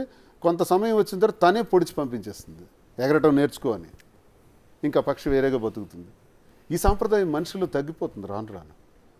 మనిషి అందుకే ఈ వివాహ వ్యవస్థలు నాశనం అయిపోవటానికి, గొడవలు పట్టడానికి ఇందులో చుట్టాలు, బంధువులు, స్నేహితులు, పడని వాళ్ళు అందరూ ఎంటర్ అవుతారు. ఎంటర్ అయ్యి చెరో వైపు మాట్లాడి దీన్ని భగ్నం చేసేవాళ్ళు కొంతమంది, స్పాయిల్ సమాజంలో ఎలా అంటే వాళ్ళు బాగున్నారంటే వాళ్ళ గురించి ఎవరు ఆలోచించారు సార్. ఏదో రప్చర్ అవుతుందంటేనే మాట్లాడతారు సార్. అదొక అవసరం, అదొక సరదా, అదొక ఎంటర్టైన్మెంట్. మా జీవితం కూడా ఎంటర్టైన్మెంట్ చాలామందికి. రాజకీయ జీవితం ఏంటి అసలు? రాజకీయ భవిష్యత్తు ఇప్పటివరకు ఓకే నడిచింది, ఇప్పుడు రాష్ట్రంలో ప్రభుత్వం మారింది, మళ్ళీ అదే ఫైట్ ఏంటి? దువ్వాడ శ్రీనివాస్ రాజకీయ భవిష్యత్తు ఏంటి? నేను ఎప్పుడు ఏదో ఒక ఉన్నతమైన పదవులు చేసేయాలి, ఆ పదవుల కోసం బ్రతకాలని నేను రాలేదు సార్. నేను ప్రజల పక్షాన్ని పనిచేయాలని నిర్ణయం కోసం వచ్చాను. నా 25 సంవత్సరాల జీవితంలో 18 నుంచి 19 సంవత్సరాలు అపోజిషన్. అది అపోజిషన్ జీవితం అనుభవించినవండి. అధికారాలు కావాలి, పదవులు కావాలనుకుంటే అధికార పార్టీల్లోనే ఉంటాను, రోజుకో పార్టీ మార్చేసి. కానీ నేను ప్రతిపక్షం, ప్రజల పక్షాన ఉండటమే నిర్ణయంగా తీసుకున్నాను. జగన్మోహన్ రెడ్డి గారి దయ వల్ల ఎమ్మెల్సీ అయ్యాను, పోటీ చేయగలిగాను, ఎమ్మెల్యేగా, ఎంపీగా. సరే తక్కువ ఓట్లతో ఎంపీగా 3,000తో పోయాను. ఒకసారి ఎమ్మెల్యేగా కూడా 3,800 ఓట్లతో పోయాను. ఇవన్నీ గతసారి జరిగినా సార్ మళ్ళీ నన్ను ప్రోత్సహించేశారు. ఒకటి నిర్ణయించుకున్నాం, ప్రతిపక్షంలో ఉన్నాం కాబట్టి ప్రజల గొంతే గట్టిగా మాట్లాడాలి, జగనన్న ఆశయాల్ని జనంలోకి తీసుకెళ్ళాలి. జగనన్న ముఖ్యమంత్రి అవ్వకపోవటం వల్ల రెండోసారి అమ్మఒడి, రైతు భరోసా, చేయూత, జగనన్న విద్యాదీవెన, జగనన్న వసతి దీవెన, ఆరోగ్యశ్రీ, వైఎస్ఆర్ ఆరోగ్య ఆసరా, నాయబ్రాహ్మలు, ఆటో రిక్షాలు, రజకులు, ఇలా ఎంతమందికి ఎన్ని పథకాలు. ప్రతి ఒక్కరికి రూపాయి లంచం లేకుండా వాలంటీర్ ద్వారా, సచివాలయ వ్యవస్థ ద్వారా ప్రతి ఇంటికి చేరటం వల్ల ఎంత అద్భుతమైన జీవితాన్ని అనుభవించారు ప్రజలు. వ్యవసాయం ప్రధానమైనటువంటి పీట వేశారు. విత్తనం నుంచి విక్రయం వరకు అద్భుతంగా జగనన్న ప్రతి ఎకరాకు కూడా ఇన్సూరెన్స్ చేసి పంట నష్టం వస్తే వెంటనే పంట నష్టాన్ని ఇచ్చి వెంటనే తర్వాత గిట్టుబాటు ధరలు కూడా ఇచ్చి బ్రహ్మాండంగా రైతాంగానికి ప్రోత్సహించాడు. ఇక విద్య, చెడిపోయిన సర్వనాశనం అయిపోయిన స్కూల్స్ అన్నీ కూడా నాడు నేడు ద్వారా బ్రహ్మాండంగా తీర్చిదిద్ది పిల్లలందరికీ యూనిఫారాలు ఇచ్చి, గోరుముద్దు ఇచ్చి, స్కూల్ బ్యాగ్స్ ఇచ్చి, బెల్ట్ ఇచ్చి, టై ఇచ్చి, షూ ఇచ్చి, సాక్స్ ఇచ్చి, నోట్ బుక్స్ ఇచ్చి, వర్క్ బుక్స్ ఇచ్చి, ఎన్ని రకాలుగా పిల్లల్ని తన పిల్లల్లా చూసుకొని ఒక స్టూడెంట్ షూ ఎలా ఉందని చెక్ చేసే ముఖ్యమంత్రి భారతదేశంలో ఉన్నాడు సార్. స్టూడెంట్ నా బిడ్డ వేసుకుని, నా మేనగోళ్ళు, నా మేనలుడు వేసుకునే యూనిఫామ్ ఎలా ఉంది, క్వాలిటీ ఉందా లేదని చెక్ చేసే ముఖ్యమంత్రి ఉన్నాడా సార్. విద్యని 11 మెడికల్ కాలేజీలు స్వాతంత్రం వచ్చి మన ఆంధ్రప్రదేశ్ రాష్ట్రంలో ఉంటే 17 మెడికల్ కాలేజీలు తీసుకొచ్చి 5 మెడికల్ కాలేజీలు ప్రారంభించేసినాడు. విద్య అద్భుతంగా తీర్చిదిద్దాడు, రైతాంగం అద్భుతంగా తీర్చిదిద్దాడు. ఒకవైపు వ్యవసాయం, ఇక ఆరోగ్యం అయితే ప్రతి ఒక్క వ్యక్తికి కూడా నేనున్నానని భరోసా ఇచ్చి వైఎస్ఆర్ ఆరోగ్యశ్రీ ద్వారా ఆపరేషన్లు చేయించి, ఆపరేషన్ చేసిన తర్వాత పేషెంట్ ఇంటికి వచ్చిన తర్వాత ఆ పేషెంట్ దగ్గర డబ్బులు ఉన్నాయో లేదో మాత్రలు కొనుక్కోవడానికి, మందులు కొనుక్కోవడానికి, అందుకే వైఎస్ఆర్ ఆరోగ్య ఆసరా కూడా ఇస్తాను, రోజుకి 250 రూపాయలు మందుల కోసం ఇస్తానని చెప్పి ఆలోచించే మహానుభావుడు ఎక్కడ దొరుకుతాడు సార్. ఈరోజు ఆంధ్ర రాష్ట్రంలో ప్రజలందరూ నరక యాతన అనుభవిస్తున్నారు. ఈ పాటికే 40,000 50,000 పడాలి. కానీ వీడు ఇప్పుడు వచ్చి నీ కూటమి ప్రభుత్వం మోసం చేశారు ప్రజలకి. సూపర్ 6 అన్నారు. సూపర్ 6లో ఇంతవరకు ఒక్కటి కూడా అమలు చేయలేదు. నేను మొన్ననే బడ్జెట్ సమావేశాలు పూర్తి చేసుకొని ఇప్పుడు ఇక్కడికి వచ్చాను. బడ్జెట్ సమావేశాలు ఓట్ ఆన్ అకౌంట్ బడ్జెట్ పెట్టారు. మొదట ఓట్ ఆన్ అకౌంట్ అయింది. ఎందుకు పెట్టారు? ఎలక్షన్ ఇయర్ కాబట్టి ఓట్ ఆన్ అకౌంట్ పెట్టాలి, ధర్మం, రూల్ అది. తెలుగుదేశం ప్రభుత్వం అధికారంలోకి వచ్చింది. మళ్ళీ ఓట్ ఆన్ అకౌంట్ బడ్జెట్ ఏంటి సార్? మళ్ళీ ఓట్ ఆన్ అకౌంట్ బడ్జెట్ 4 నెలలకా? సరే, నిన్న బడ్జెట్ పెట్టారు. ఈ బడ్జెట్లో, ఇప్పుడు పెట్టిన బడ్జెట్లో సూపర్ 6 ఉన్నాయా చెప్పమనండి. ఒక్కటి సూపర్ 6లో వాళ్ళు ప్రజలకు మోసం చేసి ఇవి మేము చేస్తామని 3 సిలిండర్లు అన్నారు. ఇచ్చారా? 1 సిలిండర్. 2 సిలిండర్లు కనీసం ఇవ్వాలి కదా, ఇవ్వలేదు. ప్రతి ఆడబిడ్డకు కూడా 1,500 రూపాయలు అన్నారు 59 సంవత్సరాల వరకు మహిళలకి. ఇచ్చారా? నిరుద్యోగ భృతి అన్నారు. 20 లక్షల మంది నిరుద్యోగులకి 3,000 రూపాయలు చొప్పున ఇస్తామని చెప్పారు. ఇచ్చారా? ఆ తల్లికి వందనం అన్నారు. నీకు 15, నీకు 15, నీకు 15, నువ్వు వచ్చావా, నీకు 15, మీరు వచ్చారా, నీకు 45. ఇలాంటి దుర్మార్గమైన మాటలు చెప్పారు.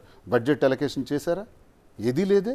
మరి బడ్జెట్ మీరు అలాట్ చేయకపోతే 2025 సంవత్సరం మార్చి వరకు కూడా ఈ పథకాలు లేనట్టే. సిలిండర్లు 2వ సిలిండర్ మార్చి వరకు రాదు. మీరు 3 ఇస్తామన్నారు కదా, కనీసం 2 ఇవ్వండి, మార్చి వరకు రాదు.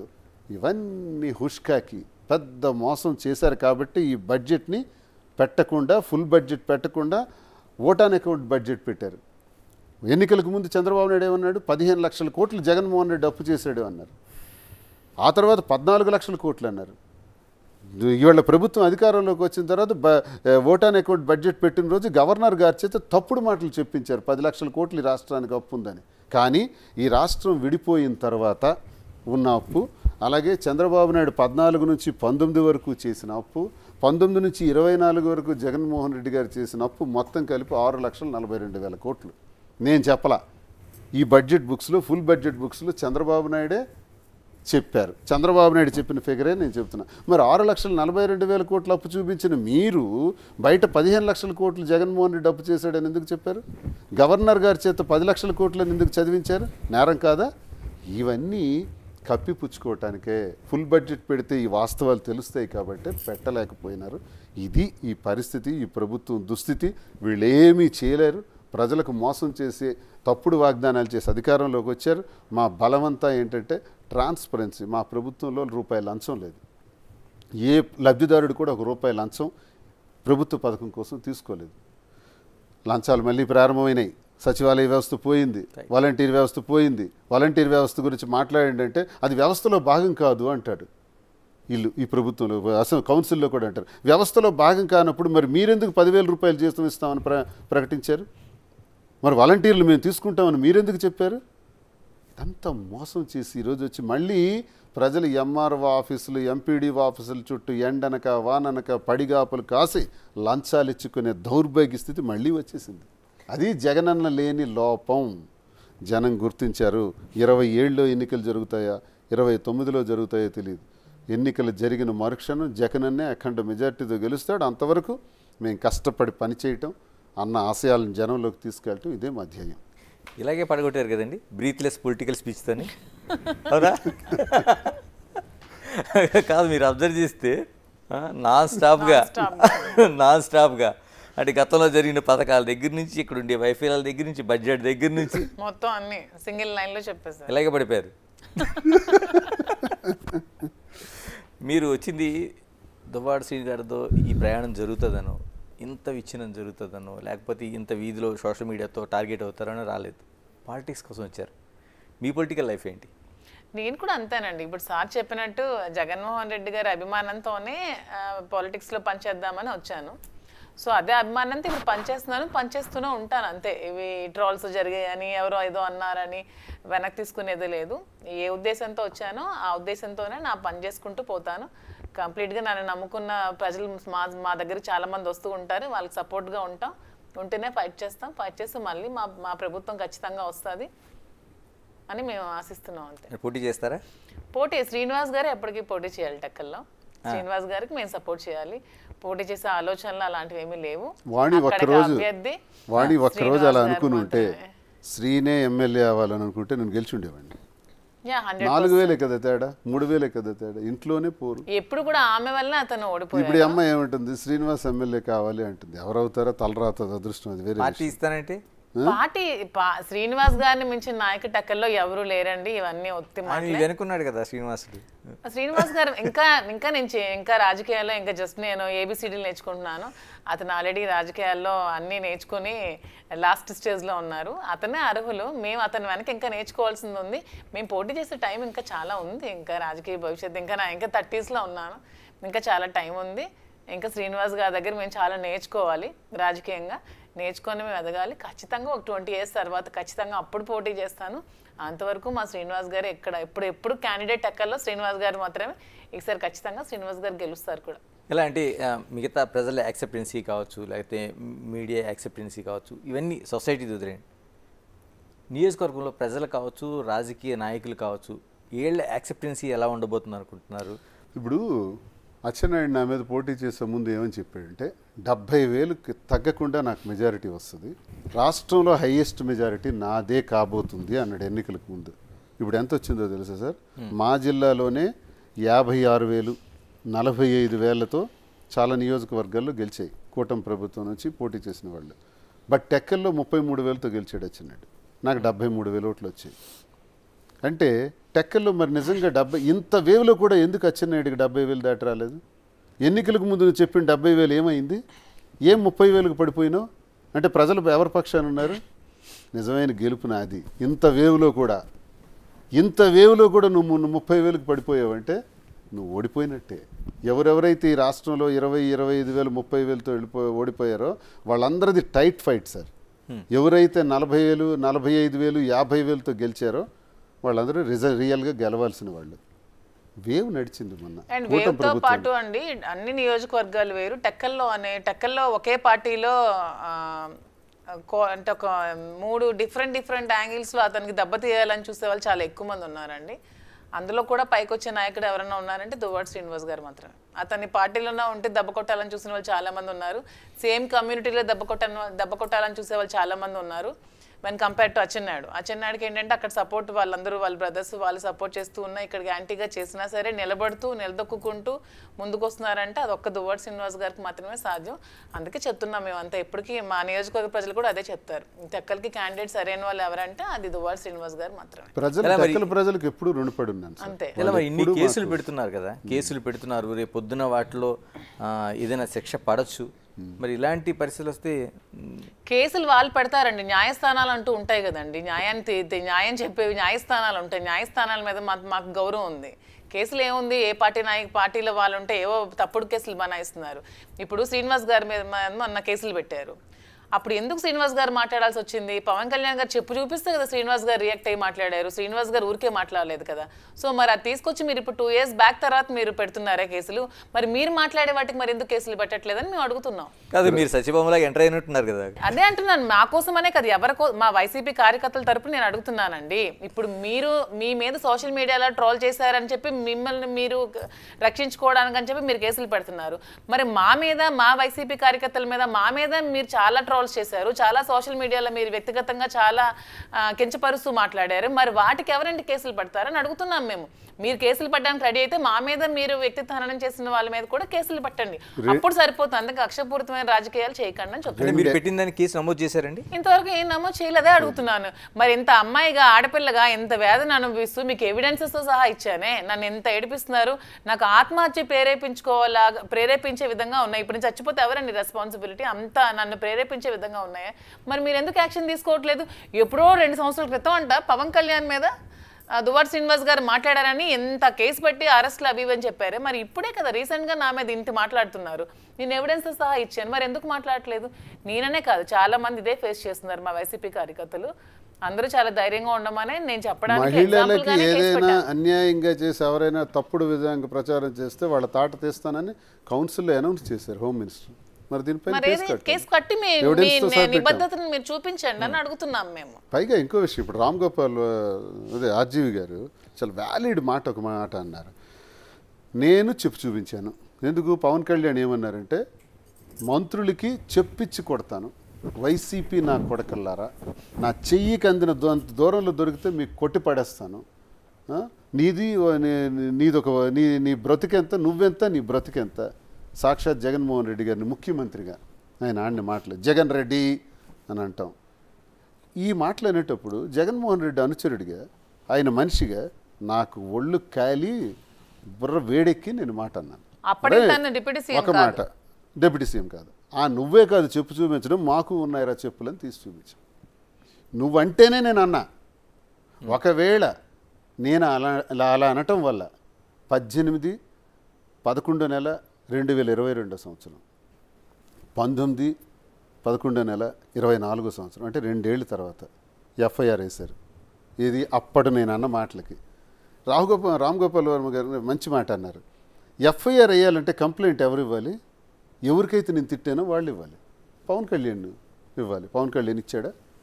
ఎవడో లఫూట్ గడిస్తే నువ్వు ఎఫ్ఐఆర్ వేసేది పెట్టి, ఇది చట్టమా? నువ్వెవరు అసలు? ఇప్పుడు మీరు నేను వాగ్దానం చేసుకున్నాం అనుకోండి, మీరు నా మీద కంప్లైంట్ ఇవ్వాలి, ఆయన ఎవరు ఇవ్వటానికి? అలా ఉంది వ్యవహారం. ఇది లావా? ఇది చట్టంలో నిజంగా ఒక ఎమ్మెల్సీ మీద మీరు ఎఫ్ఐఆర్ వేశారు కదా, మీ కంప్లైంట్ ఇచ్చిన వాళ్ళు ఎవరు? Who is he? అతనిస్తే మీరు ఎలా వేస్తారు? పవన్ కళ్యాణ్ ఇచ్చారా? ఎఫ్ఐఆర్ కంప్లైంట్ ఉందా? ఎఫ్ఐఆర్ వేయండి, అరెస్ట్ చేయండి, జైల్లో పెట్టండి. నా తప్పు అయితే నాది ఒకవేళ తప్పు అయితే నాకన్నా ముందు మీరే చూపించారు కదా, మంత్రుల మీద చెప్పి చూపించారు కదా, క్యాబినెట్ మినిస్టర్స్ మీద. మరి అది నేరం కాదా? అప్పుడు పవన్ కళ్యాణ్ మీద ఎఫ్ఐఆర్ అయ్యిరా? అంటే ఏంటండి న్యాయం? కాదు శ్రీనివాస్ గారు, ఇదే జగన్మోహన్ రెడ్డి మీద విమర్శిస్తే జగన్మోహన్ రెడ్డి కంప్లైంట్ పెట్టకుండా వేరేగా కంప్లైంట్ నమోదు చేసి నిజంగానే ఆ రోజున కేసులు నమోదైన అరెస్టులు ఎవరిపైన మేము ఎప్పుడు సార్ ఇప్పుడు ఆలోచించినట్టు అచ్చెన్నాయుడు కానీ, లేకపోతే కూటమిలో పవన్ కళ్యాణ్ కానీ, చంద్రబాబు నాయుడు కానీ, మేము ఆ రోజు ఆలోచించుంటే ఒక్కడ కూడా మిగలడు సార్. వీళ్ళకి రోడ్డు ఎక్కనివ్వకుండా చేసేయగలం, కానీ మేము అలా ఆలోచించలేదు. మా నాయకుడు నేర్పలేదు మాకు. మా మైనస్ అది. తగ్గండి, వద్దు, మనం మంచి ప్రభుత్వం ఇవ్వాలి, నిజాయితీ అయిన ప్రభుత్వం ఇవ్వాలి, ప్రజలు మనల్ని ఎన్నుకున్నారు, ప్రజల పక్షాన మనం ఉండాలి, మనం ఇలాంటి పనులు చేయకూడదని మా నాయకుడు మమ్మల్ని ఆపారు. లేకపోతే అచ్చెన్నాయుడు ఉంటాడా? లేకపోతే మా మీద కేసులు పెట్టుకున్న వాళ్ళు వీళ్ళందరూ ఇలాగే ఒక వ్యక్తి అండి మా దగ్గర అమ్మ వద్దు మద్యం ముద్దు అని ట్రోల్ చేశారు, ఏదో వాట్సాప్లో పెట్టారంట. అమ్మ వద్దు మద్యం ముద్దు అంటే దానికి ఎఫ్ఐఆర్ వేసి చిత్తూరులో ఒకరోజు, ఈస్ట్ గోదావరిలో ఒకరోజు, విశాఖపట్నంలో ఒకరోజు తిప్పి తల్లికి చెప్పకుండా, భార్యకి చెప్పకుండా, పిల్లలకి చెప్పకుండా ఆయన్ని తిప్పుతున్నారండి. వైసీపీకి చెందిన కార్యకర్తలకి చాలామందికి 100కు పైన కేసులు వేశారండి. చంపేశారండి నడు రోడ్డు మీద చాలామందిని. మరి మేమే అలా చేసుంటే, మేమే అలా ఆలోచించుంటే మీరు పోటీకైనా మిగిలి ఉండేవారా? వాళ్ళు దగ్గర పెట్టుకోవాలని నేను హెచ్చరిస్తున్నాను. ప్రభుత్వాలు శాశ్వతం కాదు, అధికారాలు శాశ్వతం కాదు. ఇవాళ మేము ఓడిపోయాం, మళ్ళీ వస్తాం. కానీ ఆలోచించవలసింది ఏంటంటే, ఓడినా గెలిచినా ప్రజల కోసం మనం పోటీ చేసాం. పరిపాలనకు బ్రహ్మాండంగా అందించి ప్రజల ఆశయాలను అమలు చేసే విధానంగా మనం చేయగలిగితే చరిత్రలో మిగిలిపోతాం. అంతేగాని ఇంతవరకు కూటమి ప్రభుత్వం చేసింది ఏంటో చెప్పండి సార్. ఒక్క మాట, పెన్షన్ తప్ప. 3500 మేము అన్నాం, 4000 అన్నారు, వాళ్ళు ఇచ్చారు. Okay, next. ఈ 6 నెలల్లో ఏం చేశారు చెప్పండి? కక్షలు, కార్పణ్యాలు, చంపటాలు, కేసులు, లీడర్స్ని బెదిరించడాలు, అదిరించడాలు, ఇదా మీ పని? ఇందుక మీకు ప్రజలు అధికారం ఇచ్చారు? అసలు ఈ నాయకులంతా వెళ్ళి అన్న మేనిఫెస్టో చాలా చప్పగా ఉంది, జనాలకి అట్రాక్ట్ చేసే విధంగా లేదు అన్న అంటే, అబద్ధాలు చెప్పి మేనిఫెస్టోతో వెళ్తే జనాల్ని మోసం చేసే ఆలోచన నాకు లేదు. నా పరిస్థితి బట్టి రాష్ట్రంలో ఉన్న బడ్జెట్ బట్టే నేను మేనిఫెస్టో ఇవ్వగలను, ఆ ప్రకారంగా వెళ్ళగానే జనాల్ని మోసం చేసి కాదని చెప్పిన వ్యక్తి జగన్మోహన్ రెడ్డి గారు. సో అబద్ధపు మేనిఫెస్టోతో వచ్చి జనాల్ని మోసం చేస్తున్నారు కూటమి ప్రభుత్వం. ఇప్పుడు అబద్ధాలు చెప్పి 14 సంవత్సరాల ముఖ్యమంత్రి, 40 సంవత్సరాల ఇండస్ట్రీ, అసెంబ్లీలో ఒక స్క్రీన్ మీద ఒకటేసి చూస్తే భయం వేస్తుంది. అప్పుడే చూస్తే భయం వేస్తుంది. నువ్వు పిల్లాడువా? ఏంటి నీకు భయం వేస్తుంది? 6,42,000 కోట్లని 14 లక్షల కోట్ల నొప్పని చెప్పి సూపర్ 6 పెట్టేసి ఇప్పుడు చూస్తే భయం వేస్తుంది. ఇది చెప్పడానికే, ఈ సూక్తి ముక్త వాళ్ళు చెప్పడానికే నేను జనం ఎన్నుకున్నది. సో ఈ అబద్ధ మేనిఫెస్టో జగన్మోహన్ రెడ్డి ఇస్తే గెలిచి ఉండేవాడు కాదు. చెప్పలేదు. నీతి, నిజాయితీ, నిబద్ధత ఉన్న వ్యక్తి జగన్మోహన్ రెడ్డి గారు మాత్రమే. సో అందుకే మేమందరం అభిమానించే వ్యక్తి జగన్మోహన్ రెడ్డి గారు. అంతే. సూపర్ 6 లాంటి చెప్పచ్చు. ఈ చెప్పడానికి ఏముంది? తర్వాత చెయ్యాలి కదా, జనాలకి మనం చేయగలిగితే మనం చెప్పాలి, అంతేగాని. శ్రీని గారు, ఇప్పుడు రాంగోపాల్ వర్మ కావచ్చు, లేకపోతే శ్రీరెడ్డి కావచ్చు, లేకపోతే పోసాన మురళి కావచ్చు, మీలాగా చాలా రెబల్గా, అంటే చాలా అగ్రెసివ్గా వాళ్ళు ఏం మాట్లాడుతున్నారో కూడా ఒక దశలో తెలియని పరిస్థితుల్లో మాట్లాడిన వాళ్ళు ఈ రోజున కొందరు డ్రాప్ అయిపోతే, కొందరు క్షమించమని 2 చేతులు జోడిస్తుంటే, మరికొందరు ఎక్కడున్నామో తప్పించుకుంటూ తిరుగుతుంటే, అంటే నిజంగా వీళ్ళు భయపెడుతున్నారా? భయపెడుతున్నారు సార్, బాగా భయపెడుతున్నారు. పాపం ఇప్పుడు పోసాని గారు కానీ, లేదా ఆలీ గారికి కూడా ఏదో నోటీస్ వచ్చిందని విన్నాను, రామ్ గోపాల్ గారు, వీళ్ళందరూ సినిమా ఫీల్డ్కి చెందిన వాళ్ళు. సినీ పరిశ్రమలో హుందాగా వెళ్ళిపోయినటువంటి జీవితాలు. వాళ్ళేదో ప్రజాస్వామ్యాన్ని ఏదో ఒక పార్టీకి ఉంటారు, వాళ్ళు ఒక పార్టీకి ఉండి మద్దతుగా నిలబడ్డారు. అది వాళ్ళు చేసిన నేరమా? మీకు ఈరోజు మద్దతుగా ఉన్న వాళ్ళ లిస్ట్ మా దగ్గర ఉంది, రేపు మేము ఎలాగే తలుచుకుంటే వాళ్ళు ఉంటారా? కనుక ఇది పద్ధతి కాదు. వాళ్ళకి భయపెట్టి హింసించి చెయ్యాలని చూస్తున్నారు. వాళ్ళని ఎంత టార్చర్ చేయకపోతే, మమ్మల్ని కూడా అలాగే కదా, నాకు తెలుసు కదా, నాకు ఎంత పర్సనల్గా, నాకు ఇప్పుడు 25 సంవత్సరాల నుంచి నా వ్యాపారం మైన్స్, ఈరోజు మైన్స్ ఆగిపోయి 40 కోట్లు లాస్. మరికొన్ని ట్రాన్స్పోర్ట్కి సంబంధించిన బిల్స్ ఒక 11 కోట్లు ఆపేసినారు. అంటే 50 కోట్లు ఈ ప్రభుత్వం అధికారంలోకి వచ్చిన తర్వాత జూలై 4న రిజల్ట్ వస్తే జూలై 4 సాయంత్రం కల్లా అన్నీ ఆగిపోయాయి. ఏం చేయాలండి? మా వ్యాపారాలు ఏమవ్వాలి? మేమేమవ్వాలి? అంటే ప్రతిపక్ష పార్టీకి చెందిన వాళ్ళు అనేది ఇలా హింసిస్తారా? ఇదే హింస వాళ్ళకు కూడా పెడుతున్నారు కదా. వాళ్ళకు కూడా సినిమాలు లేకుండా, లేకపోతే ఇష్టానుసారంగా వాళ్ళ వ్యాపారాలపైన, వాళ్ళ వ్యక్తిగత విషయాల మీద దాడులు చేస్తుంటే ఏం చేస్తారు? మేమైతే మొండిగా ఉంటాం. నువ్వు క్వారీ మైనింగ్ ఆపేసినా, నా బిల్స్ ఆపేసినా, నన్ను జైల్లో పెట్టేసిన రెట్టింపు వాయిస్ వచ్చేస్తుంది. శ్రీనివాస్ గారు, ఇక్కడే ఒక్కసారి వెనక్కి వెళ్దనుకున్నాను. అంటే సేమ్ వాణి గారు ఒక్క నయా పైసా కూడా లేని శ్రీనివాసు ఈ రోజున మా డబ్బుల వల్ల ఇలా ఉన్నారని చెప్తున్నారు, మీరేమో కోట్ల రూపాయలు నష్టపోయి అంటున్నారు. ఏంటి శ్రీనివాస్ బ్యాక్గ్రౌండ్ ఏంటి? అసలు నిజంగా అంత నయా పైసా లేకుండా ఆ జీవితం స్టార్ట్ అయ్యిందా? ఒక్కసారి. నా భర్తకి ఏమీ లేదు, లుంగి షర్ట్తో వచ్చాడు. నా అల్లుడికి ఏమీ లేదు, వాడు ఒక పూర్ ఫ్యామిలీకి చెందినోడని మామ.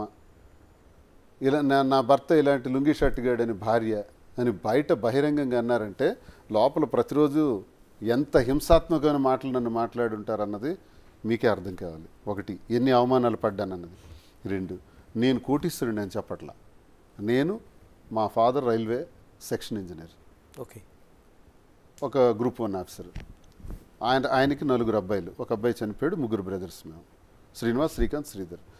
చిన్నప్పటి నుంచి మాకు తిండికి కానీ బట్టలకు కానీ బ్రతకడానికి కానీ లోటు లేదు. ఒక 2 వీలర్, ఒక కారు వాడుకొని హాయిగా బ్రతికే స్థాయి మాకు నేర్పించాడు తప్ప మేమేమి అడుక్కుతున్న వ్యాపారం నుంచి రాలేదు. 94లో నాకు వివాహం అయింది. 91కే నేను పీజీ పూర్తి చేసి 3 మండలాల్లో 3 ప్రైవేట్ జూనియర్ కాలేజెస్ నా దగ్గర ఉండేవి. ఒక దగ్గర ట్యూటోరియల్స్ ఉండేది. నాది ఎంఏ ఇంగ్లీష్ లిటరేచర్, లా, ఇంగ్లీష్ గ్రామర్ చెప్పేవాడిని, ఇంగ్లీష్ చెప్పేవాడిని. నేను పెడుతూ నా సొంతంగా కాలేజీలు పెట్టాను. 650 మంది విద్యార్థులు. అది ఎప్పుడు 91, 92, 93. నా మ్యారేజ్ 94. లుంగి షర్ట్ ఎలా ఉంటుంది సార్ 650 మంది విద్యార్థులు ఉండే వ్యక్తికి? ఓకే, అది అయిపోయింది. పెళ్ళయింది. పెళ్ళయిన తర్వాత మైనింగ్స్లోకి ఎంటర్ అయ్యాను. కొన్నాళ్ళు కాలేజీలు నడిపించాను 99 వరకు. 2000లో మైన్స్లోకి ఎంటర్ అయ్యాను. ఎంటర్ అయిన తర్వాత వచ్చిందే తడుగు మొదటి మైనే నాకు వరల్డ్ క్లాస్ మైన్ దొరికింది ఒడిశాలో. ఆ మైన్ 10 ఇయర్స్ నడిపించాను. ఇప్పుడు కూడా బ్లూ మైన్స్, బ్లూ గ్రానైట్స్ నడిపిస్తున్నాను. ఇవన్నీ వ్యాపారాల్లో నేను సాధించినటువంటి ప్రగతి సార్. నా వల్లే వాణి వల్లే నాకు ఇవన్నీ వచ్చాయి, ఈ రాజకీయ హోదా కూడా వచ్చింది, ఈ బట్టలు కూడా వచ్చాయి అని తను అంటుంటుంది. మరి వాణి వల్లే వస్తే మా ఇంట్లో 25 మంది ఉన్నారు నాలాంటి వాళ్ళే. వాళ్ళ అన్నదమ్ముల పిల్లలు, వాళ్ళ ఇంట్లో అక్క చెల్లెళ్ళు, ఈవెన్ రాఘవరావే, ఆయన ఎమ్మెల్యేవా ఎంపీవా మాజీ కృష్ణకుమారి అని ప్రతిసారి ఆవిడ ఇచ్చేస్తుంటారు స్టేట్మెంట్లు. ఒకసారి తెలుసుకోమ్మా చరిత్ర. ఆయన ఎక్స్-ఎంపీపీ, ఎంపీపీలుగా ఎంతమందిని నేను చేశాను నా చేతులతో. ఎమ్మెల్యే కాదు, ఎంపీ కాదు, మంత్రి కాదు. నేను ఈరోజు ఎమ్మెల్సీ వరకైనా వచ్చాను. నా వ్యక్తిగతంగా 25 సంవత్సరాలు కష్టపడి వచ్చాను. నా కోసం ఇల్లాస్ ఉన్నారు, ఆయన అల్లుళ్ళు ఉన్నారు, ఆయనకి ఇంకా కూతుర్లు ఉన్నారు, అన్నదమ్ములు కొడుకులు పిల్లలు ఉన్నారు. వీళ్ళందరూ ఎందుకు కాలేకపోయారు? నేనే ఎందుకు అయిపోయాను సార్? ఒకటి ఇచ్చేస్తే రాదు సార్. రాజకీయం, ఆస్తులు, వారసత్వాలు బెండు తెగిపోద్ది. కష్టమే మనకి ఇక్కడికి తెస్తుంది. రజనీకాంత్ ఒక సినిమాలో అంటాడు, ఊరికే ఏది రాదు, కష్టపడకుండా ఏది రాదు, వచ్చినా నిలబడదు అంటాడు ఆయన. It is fact. ఇతని కష్టంతో తిరిగి వాణి ఫాదర్ వాళ్ళ మిగతా సిస్టర్స్ కి, మిగతా కూతుర్లకి అందరికి పెళ్లిళ్ళు చేయడం, అందరికి లైఫ్ లీడ్ చేయడం, వాళ్ళ ఇల్లు గడపడం అన్ని ఇతని కష్టంతో ఇంకా గడిపారు. అది మా నియోజకవర్గం ప్రజలందరికీ తెలుసండి. ఏదో వాణి వచ్చేదో మాట్లాడేస్తే నమ్మే వాణి మాటకే వద్దాం సార్. నిజంగా నాకు ఇప్పుడు ఏవి లేవే అనుకోండి, లుంగి షర్ట్ గాడినే అనుకోండి, ఇలా అనొచ్చా? ఇలా భర్తను అవమానపరచొచ్చా? అంటే మధ్యతరగతి కుటుంబీకుడు మనిషి కాడా? మేము చచ్చిపోవాలా? Middle class, all middle class చచ్చిపోవాలండి? మాధురి గారు మీది అంటే నేను శ్రీనివాస్ గారి దగ్గర నుంచి కానీ వాళ్ళ దగ్గర నుంచి 5 పైసలు తీసుకోవాల్సిన అవసరం లేదు, నేను అంటే ఆ పరిస్థితుల్లో లేను, నా దగ్గరే డబ్బులు ఉన్నాయని మీరు చాలా సందర్భాల్లో చెప్పారు. మీ బ్యాక్గ్రౌండ్ ఏంటి అసలు? ఏంటి నా డబ్బులు తీసుకోవాలి, వాళ్ళ ఆస్తులు వీళ్ళ ఆస్తులు సంబంధం లేదండి. మా ఫాదర్ రియల్ ఎస్టేట్. మా father in law senior advocate, lawyer, తను డిస్ట్రిక్ట్కే ఫస్ట్ లాయరు. మా హస్బెండ్ ఇప్పుడు తను మెరైన్ ఇంజనీర్, తను ఆస్ట్రేలియన్ షిప్పింగ్ కంపెనీలో మెరైన్ ఇంజనీర్. ముందు నుంచి ఫ్యామిలీస్ అన్ని వెల్ సెటిల్డ్. సో ఆస్తుల కోసం, అంతస్తుల కోసం ఆలోచించాల్సిన అవసరం మాకు లేదు. సో రాజకీయాలుగా మాకు ఇంట్రెస్ట్ ఉంది, జగన్మోహన్ రెడ్డి గారు అంటే అభిమానం కాబట్టి వాళ్ళు పిలవగానే రాజకీయాల్లోకి వెళ్ళడం జరిగింది. ఆ తర్వాత ఇవన్నీ సిచ్యువేషన్స్, మా పరిస్థితులు ఇలా మారి ఇలా మా ఇద్దరం కలిసి ఉండడం జరిగింది. సో ఇక్కడ ఆస్తుల గురించి, డబ్బుల కోసం మా ఇద్దరి మధ్యలో ఎప్పుడూ ఆలోచన రాలేదు, ఎప్పటికీ రాదు కూడా. అతను ఎప్పుడు ఆ వాణికి మొత్తం అతను అంత ఆస్తి మొత్తం వాళ్ళకి ఇచ్చేసి కట్టుబట్టలతో రోడ్డు మీదకి వచ్చారు. ఇప్పుడు నా దగ్గర ఏం లేదు, అంతా తనకే రాస్తాను. తన ప్రాపర్టీస్ అన్ని వాణికి. ఇప్పుడున్న ఇల్లు కూడా లేదు, ఇల్లు ఇప్పుడున్న ఇల్లు తన పేరుకి రాస్తాను అనుకోండి. మిగతా మరొక ఇల్లు ఉంది, ఒక 6 to 7 crores వ్యాలిడ్ ఇల్లు, ఒక 20 కోట్ల విలువైన ఫ్యాక్టరీ, అన్ని రాసిచ్చేసి కొంత ఫైనాన్స్ క్యాష్. ఇప్పుడు వచ్చారు కట్టుబట్టలతో, అప్పుడు కాదు, ఇప్పుడు వచ్చారు అతను కట్టుబట్టలతో. ఇప్పుడు ప్యాంటు షర్ట్ ఇప్పుడు వచ్చారు మాధురి దగ్గర. భవిష్యత్తులో ఇప్పుడు అంటారు కదా అలాగా? లేదు సార్, నేనైతే నమ్ముతున్నాను మాకు అలాంటివి ఉండవు. చెప్తాను, మా ఇద్దరి మధ్యలో అలాంటి ఆర్థిక లావాదేవీలు భవిష్యత్తులో ఎందుకు అనాలి? ఇప్పుడే ఇప్పుడు పదవి నాకు ఇప్పుడు ఈ పదవి ఉన్నా ఒకటే, లేకపోయినా ఒకటి అపోజిషన్, డబ్బులు లేవు. చూస్తే నాకు 58 years, ఆమెకు 34 years, జస్ట్ 35. ఇప్పుడు పుట్టినరోజు వస్తే 35లో 34 కంప్లీట్ అయ్యి 35 వస్తుంది. ఏంటి అవసరం ఉంటుంది నాతో ఉండవలసిన అవసరం? ఇక్కడ ఎథిక్స్ కాక, క్యారెక్టర్ కాక, మంచితనం కాక ఇంకే ఆలోచన ఉంటుంది చెప్పమనండి, విశ్లేషకులకి చెప్పమనండి, విమర్శకులకు చెప్పమనండి.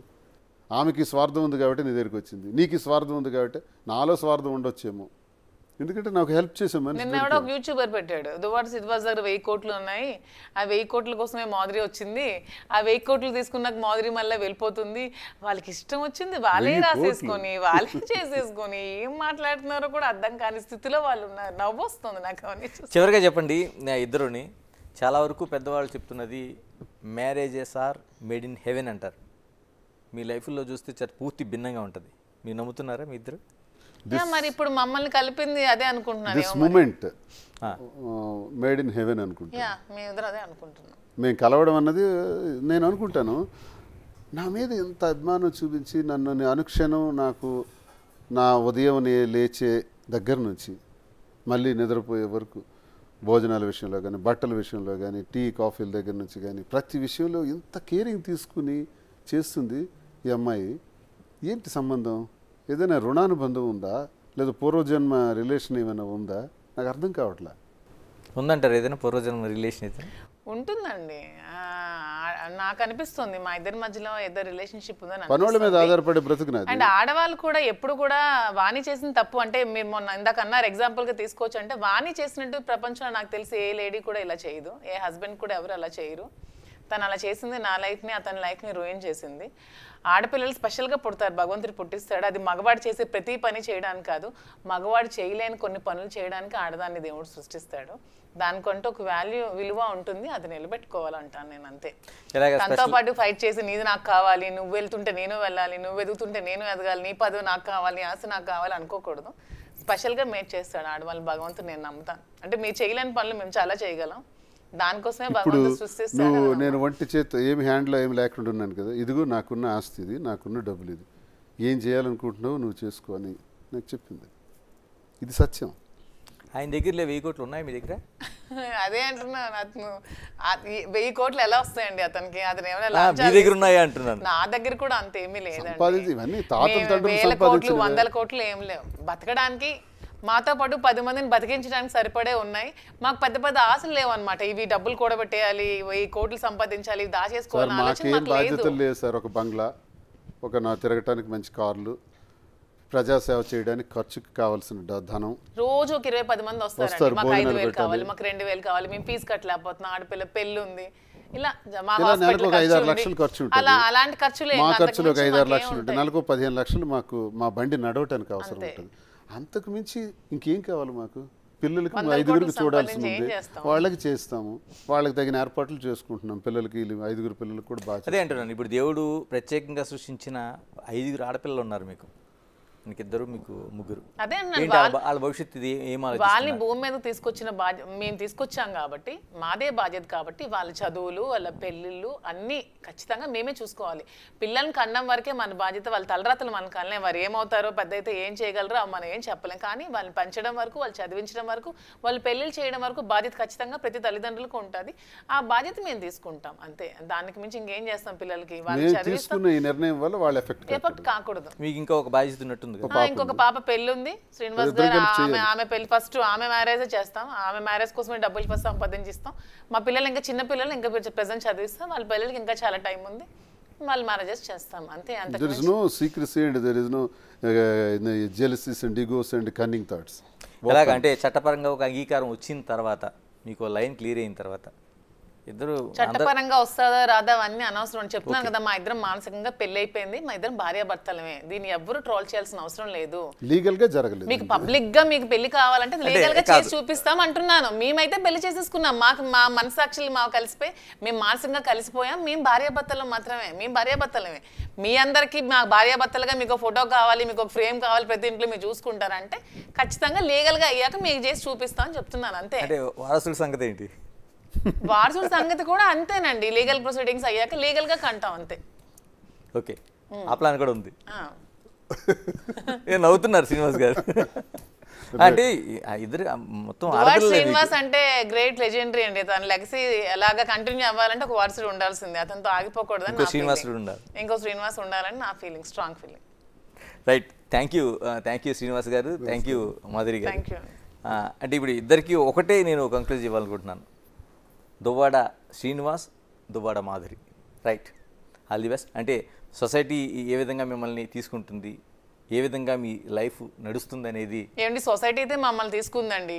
ఈ పిల్ల సైనికులు ఉంటారు కదా కొంతమంది, జెండా కూలీలు, జెండాలు మోసే కూలీలు, పిల్ల సైనికులు, వాళ్ళేవో ట్రోల్ చేసి పెడుతున్నారు తప్పితే సొసైటీ పబ్లిక్ తీసుకుంది. ఎక్కడైనా ఒక చోట ఆగిపోద్దండి అది. అంతే అంతే, వాళ్ళే ప్రజలు మాకు తీసుకున్న తర్వాత మాకు నమ్మకం ఏంటంటే ప్రజలకి వాస్తవాలు చెబితే అది వాళ్ళు అది విన్న తర్వాత కావాలంటే అగ్రభాగాన్ని పెట్టగలరు, లేకపోతే నేల మీద తొక్కేయగలరు అధోపాతాలను. ఆ శక్తి ప్రజలకు ఉంది.